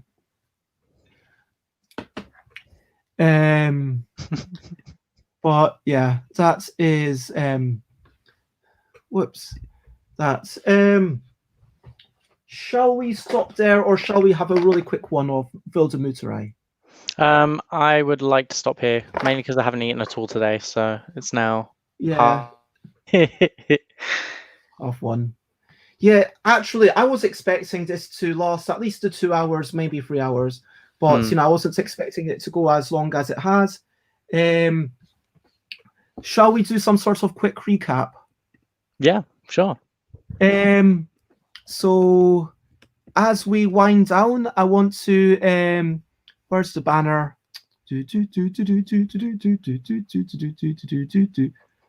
Recap. Okay, so we started talking. What was our amazing thing? Oh yeah, it was security. That was a brilliant thing, and then it's tied. And then we talked about all sorts of games that I will put here in some sort of order. Hold, I might have to get rid of all the games to talk about. So we talked about Labyrinth, and that game is going to Krys. Krys really loves it. There's a lot of spatial joy in it. You're moving things. That's the best part of it. And the design lesson for me was the toyetic qualities of physical components. Conclusions for you? I just really enjoy that game. It's simple. It's playable for pretty much most people. I don't think its complexity level is quite that difficult. I mean, sure, that depends on the people you're playing with, but as with any game, I just think, yeah, as you said, it's just beautiful. I really enjoy playing that game. It's just I think it fits my brain well. And yeah, the only bad part potentially is the downtime. Uptown. There is a big degree of blocking other people. There's a possibility for someone to get frustrated, Krys, and there's the possibility for someone to basically realize after playing it like many times with different people, hey, wait a minute, I actually always win. Is that the only reason that I'm enjoying this game? Or BEZ, and yeah, enjoying kind of what's going on. And for me, I guess the design lesson was the multi-purpose of things. I still think it's elegant and beautiful and wonderful, and I would like to keep it if I had space, but as I'm moving, I'm going to sell this off. Maybe for like tenner, I don't know. Gang de Mim. 2-player. Sorry, did I ask you your thoughts on Uptown? I didn't. We all know.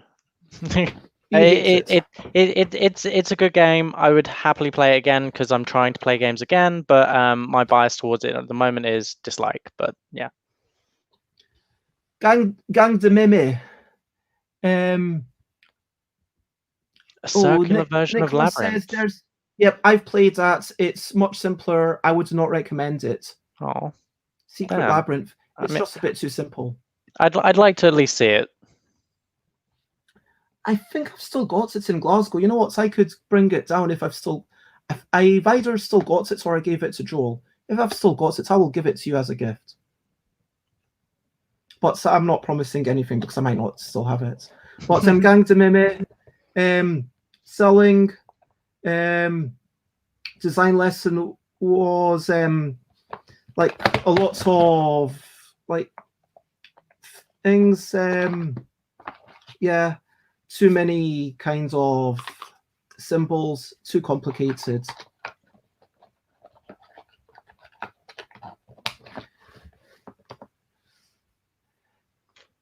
It says that this type of show doesn't need a recap. But, if someone just wants to find out what we did, I like them being able to pop into the end bit, and it basically just is literally everything that we talked about, but more succinctly. Also, I don't think they were here for the labyrinth or yeah. I mean, think we've definitely had a lot of people, thanks to Mark. But Gang de Mémés. You enjoyed Gang de Mémés. Yeah, I found it quite enjoyable. Once we learned all the little intricacies towards it, it's a very simple game. It's quite fun to play 1v1. Really much more about to say it. It's a good travel game. Yeah, it's all right. It's I like the illustrations. Oh, this might not be the exact order. Pick a Pig. I love the graphics. I love the illustrations. I don't like the end game. And for me, that it's the end game that kind of impacts it so much. And I think that for me, maybe the design lesson is maybe to sometimes be okay with doing multiple rounds, because actually doing multiple rounds works really well for this version. It's another lesson. But I am keeping this one. What did you think of this? Would you play it again as written? I wouldn't. I mean, yes, because again, I've got that resolution to try and play things again as many times as possible, to try and open my new things and old things again. But ultimately, it's a game I would play if I wanted to fill up, a small amount of time. I didn't want too long to read the rules and try and remember what it was again. Okay, Clustered, you absolutely hated. There's quite a potential for. Apparently, there's a 3D version of The Amazing Labyrinth. I've not seen this one at all. I have no opinion on it. I would love to see that one as well. I'm gonna start stuff now. Are you just going to go scouring eBay and everything? Yep. Clustered. Nice little game. If there's 2 players, then blocking, it's going to be the nature of the game. If there's 3 players, like any one of these, then someone can end up getting upset. And I think that it's that potential for upset that playing this game was the biggest lesson for me. I am going to keep it, at least for now, to play the 1-player game a few times, and then I'll probably review it again on my own and probably expected to get rid of it before I head off. I think for me, one of the main issues with those sort of games is just I do feel like I've already lost when we just started, and that game for me breeds that. I don't like that. Say what? Say what? Which, I guess the design lesson is that games can work well despite there being like some sort of issue that can't be designed out of it, or that they haven't worked out a way to design out of it. I still feel like this is a great concept and not the best implementation, because I think there would have been a way to reward the judge with points. I think that the extra point for getting the most correct, what's up with that? That is one of those design decisions that I just cannot understand. Not rewarding the judge extra points, I can understand because it keeps it simpler. Giving 1 extra point if you're already winning, what's up with that? I just do not understand. But I would not play it personally as written, but I'm keeping it because it allows me to play a very similar game.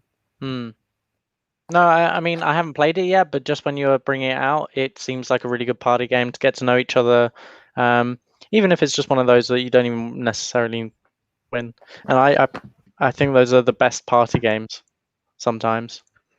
Talks about Salade de Pois, very chaotic, bit mathsy, lovely game that if you are willing to sit into the chaos, I guess for me, maybe I just prefer lower interaction games, because I just would prefer playing this rather than Cover Your Assets, something where it's a bit, the interaction is in the drafting, if you know what I mean, where it's, okay, the person to my left, I'm responsible for what's available to them, I'm going to make sure they don't have this amazing thing. Do you know what I mean?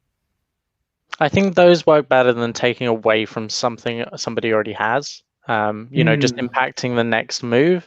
Sure, it can be a hurdle, but it's not going to be a game ender, Yeah. He talks about Taj Mahal, which is the one out of all of these that we are definitely going to be playing together again.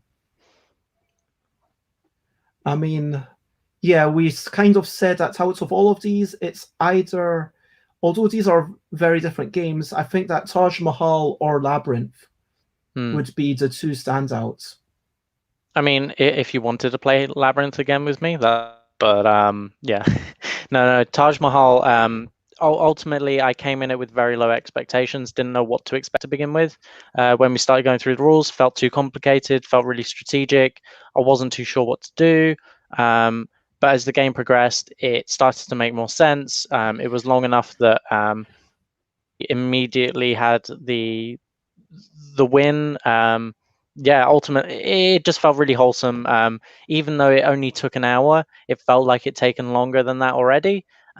Which in a sense is a good thing or a bad thing, depending on who you're playing with and when you're playing it. Because it felt really meaty. It felt like there was a real narrative to it. Like you get the few points, oh, now it's building up. Now there's like an exciting conclusion where Krys overtakes BEZ and BEZ is disappointed and Krys is happy and gleeful.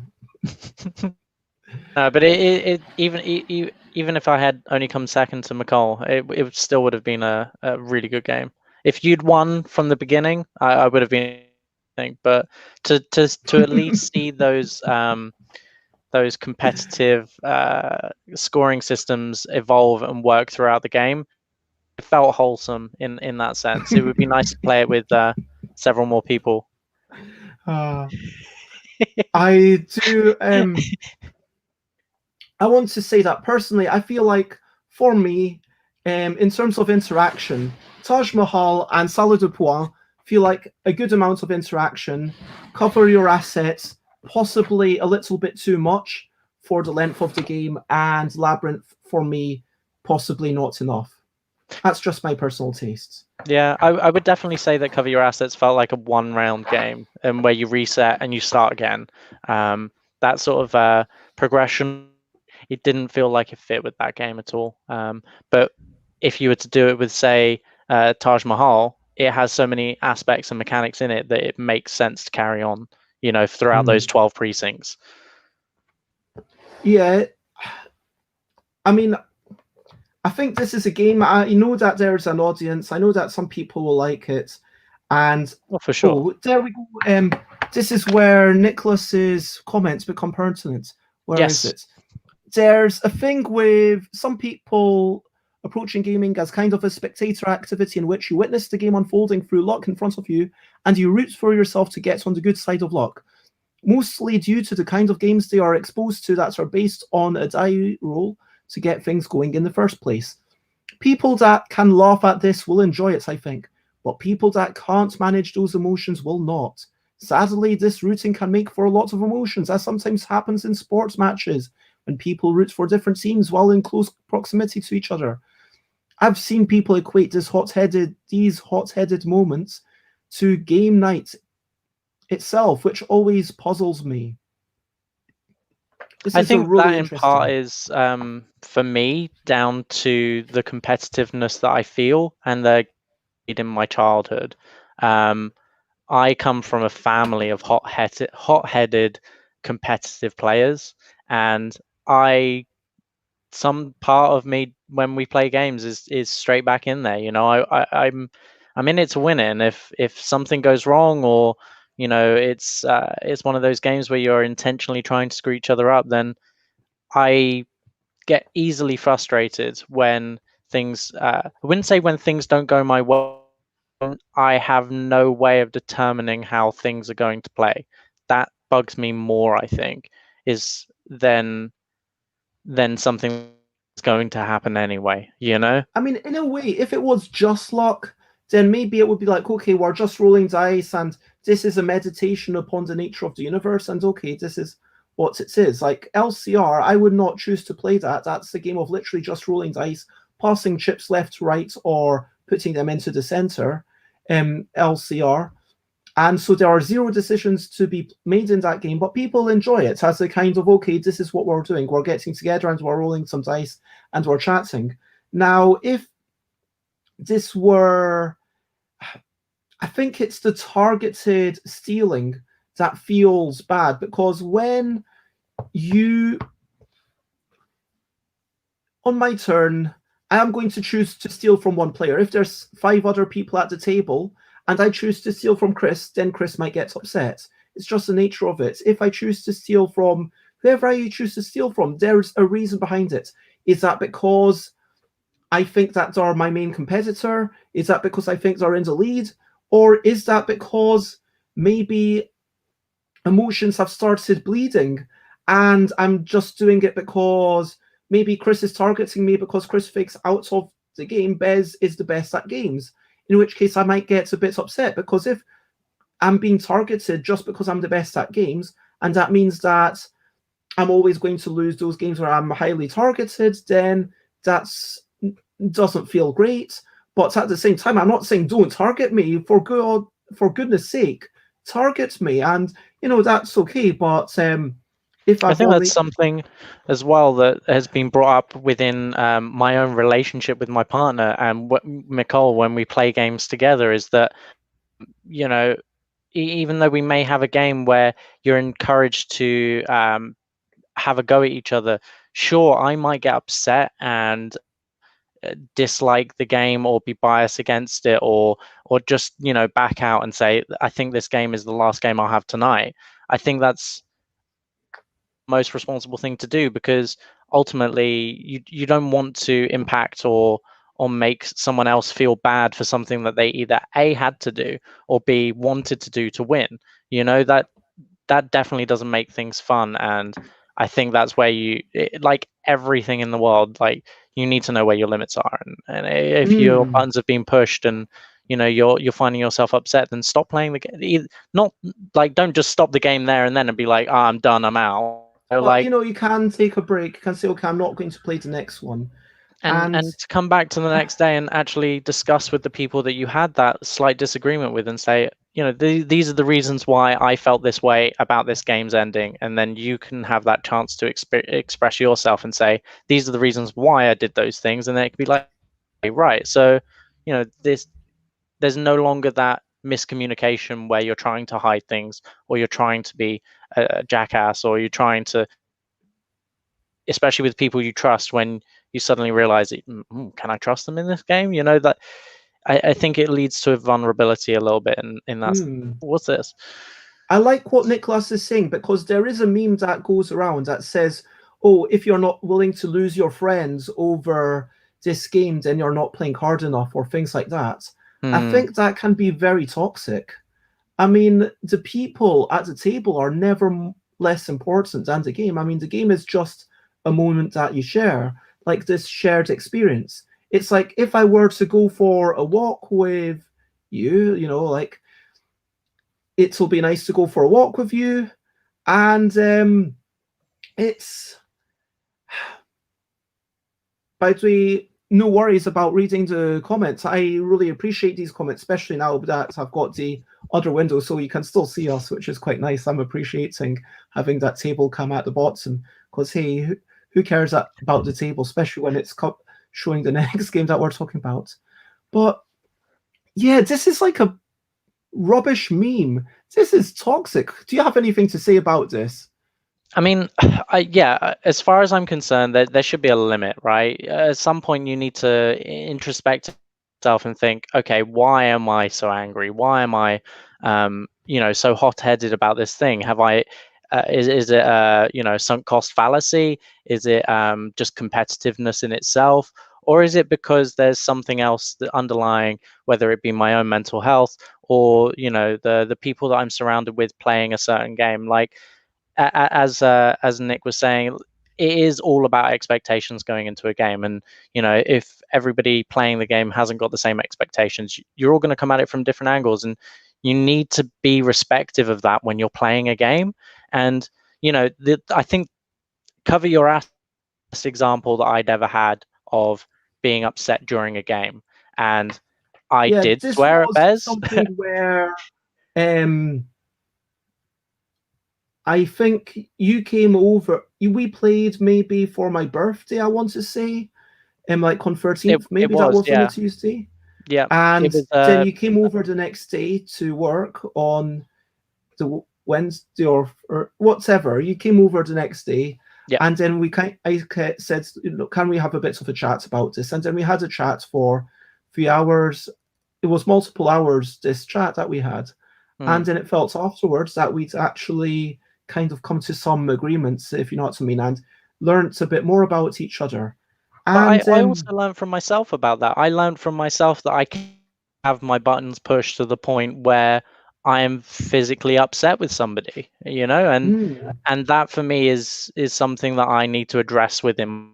Going to take that out on somebody else, you know. I'm going to be biased against this game because of it. You know, I've had a terrible experience with this game, but it doesn't. I'm going to affect or ruin a relationship because of it. I'm not going to try and manipulate the people I'm playing with to be nice to me because we're playing a game, you know. And that was what breeds back to what I was saying about my partner. And when we play games together, is at one point she turned to me and she said, I don't want to make this move because I feel uncomfortable making.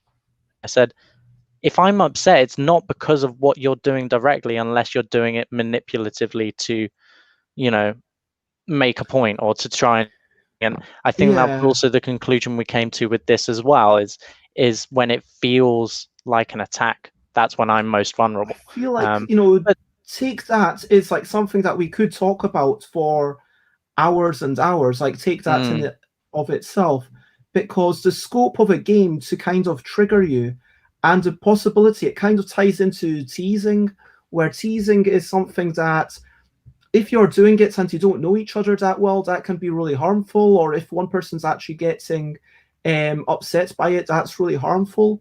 But if it's between people that know and trust, and then they are doing this sorts of teasing, but then it's, I could see an argument that it can strengthen relationships. Like it's, I think Brenda Braithwaite compared it to like when you're biting animals are biting each other, but they don't actually pierce the skin.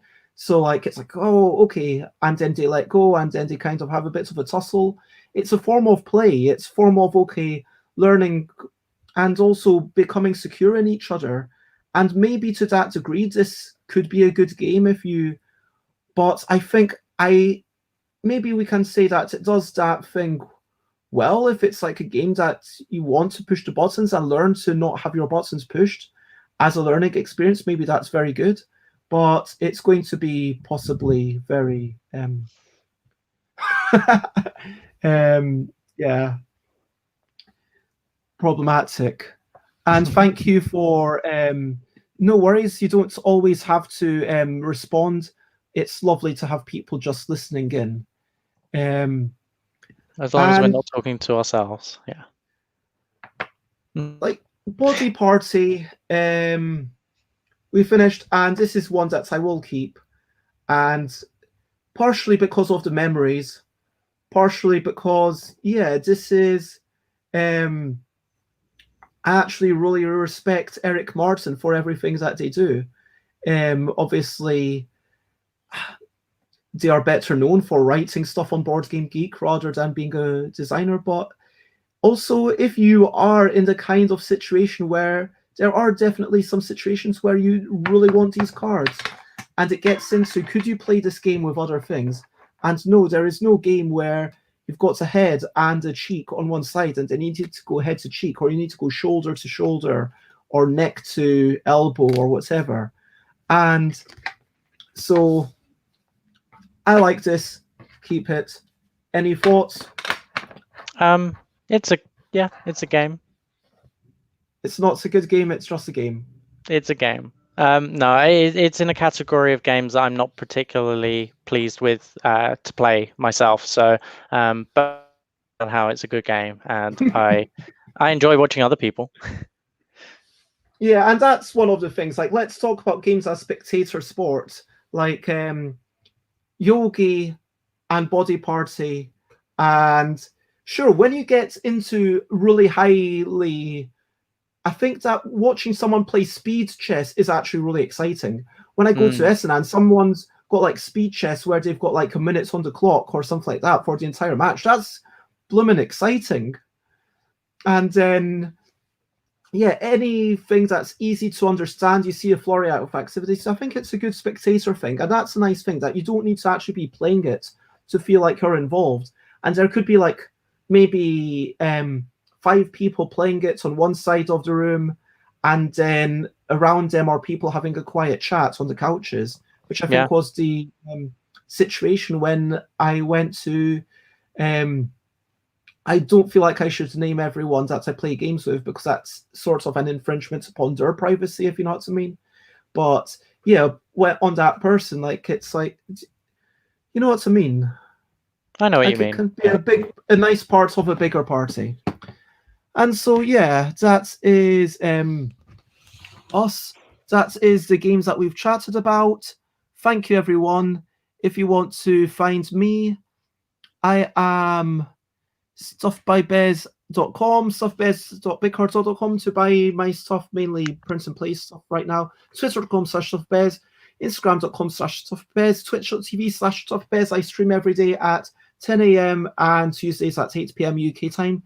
YouTube.com/stuffbez for the old videos, and stuffbez.com/Discord. Please go there and add more pictures of cats to the cat chat.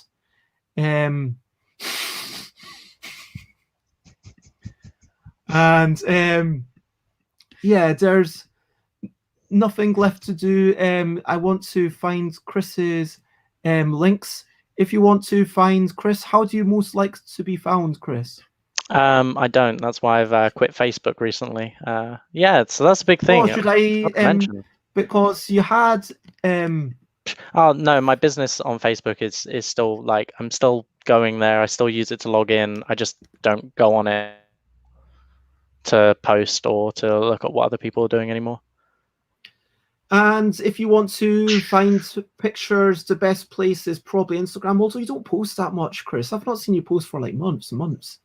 It's been almost a year now, probably, since I last posted properly. But then again, I haven't been able to do any big shoots, because on the side I do photography. That's one of my main hobbies. I really enjoy it. Sometimes I lose the inspiration, and other times world things just get in the way. And yeah, my last big shoot was probably end of last year or start of the last year or this year. But either way, yeah, it's been a while. But I have a lot of good stuff on there, so go and have a look and like check it out if you do enjoy photography. So if people wanted to message you, then the best place to do that would be either the Facebook or the Instagram, I guess. I'll get messages anyway. But okay. Yeah. And I want to say thank you to everyone. Thank you to everyone who's been watching. Thank you to everyone who's been commenting along. Whether it was like just even those people who popped in at the start and then popped out, it was lovely to see Elaine and everyone at the start. And then big shout out to Mark. Thank you so much for that amazing grade. And yeah, having people stick around. If you do enjoy this, then please do follow and all that stuff. It says that they send you messages by sending air writing planes. By the way, I see them. I try and respond, but it's just too windy. What can you do? It's just not the right weather. Okay. Well, before we finish up of this, what has this been, like 4 hours? Wow. Yep. Over to you. What are you up to?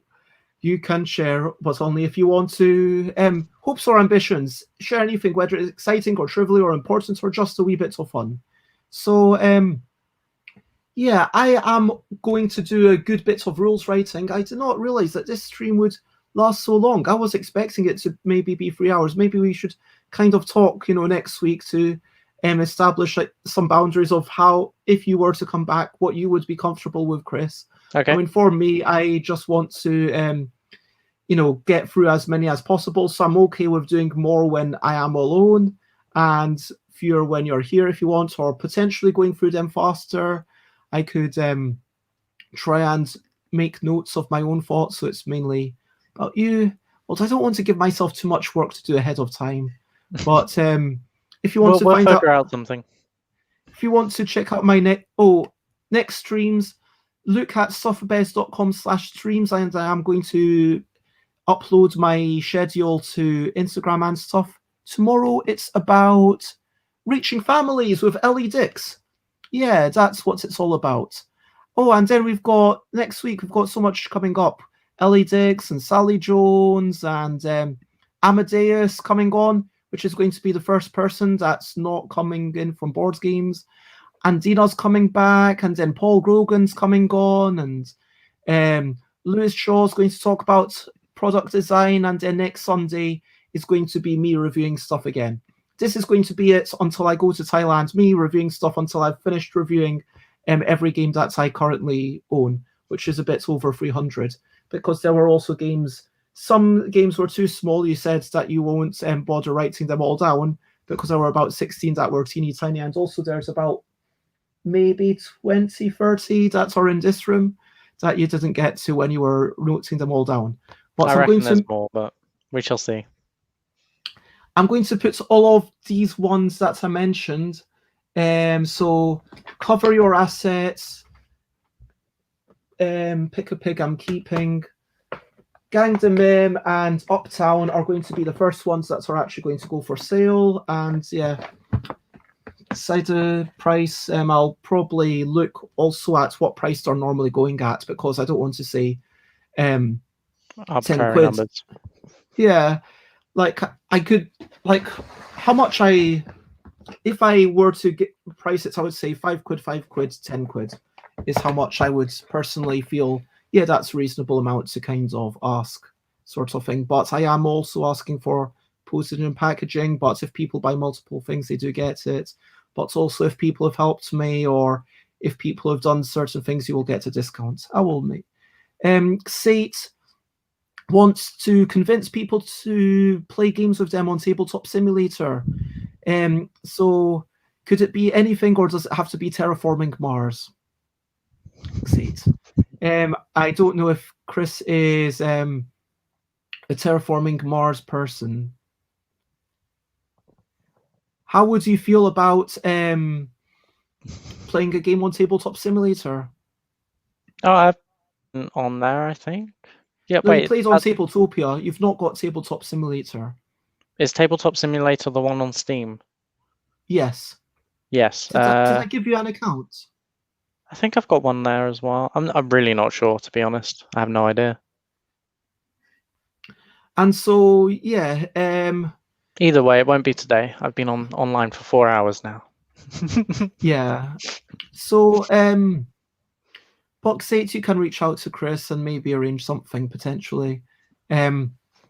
Sure, spread the word. I'm going to have a quick look to see if there's. Oh, got a wee message. Okay, I just saw the message. That feels fine. Twitch. Let's see if there's any Twitch people that I can recommend for a raid. We've got Aleski doing Spanish songs. We've got Alex. Oh, the Party Gamecast. Oh my gosh, it's the Party Gamecast featuring the Party Gamecast. Oh no, wait. Oh, they're doing a live stream for channel. They're not actually doing party games. Slightly disappointed. But that says Bruce Vogue. Bruce Vogue is excellent. I'm just going to recommend Bruce Vogue. Sorry, Michael. I know we often raid Michael, but let me suggest raiding the Party Gamecast. Hashtag raid the Party Gamecast. Michael, just wait. Why? The Party Gamecast. Okay, so the only thing left to do, unless you have anything left to say, anyone, is to say bye, bye, bye, bye. This is a goodbye song. Bye, bye, bye, bye. Thank you for watching along. Bye, bye, Bye bye. This is the end of the show. Bye bye. Bye bye. And now it's time to go. Bye bye. Bye bye. This is the goodbye song. Bye bye. Bye bye. Thank you for watching along. Bye bye. Bye bye. This is the end of the show.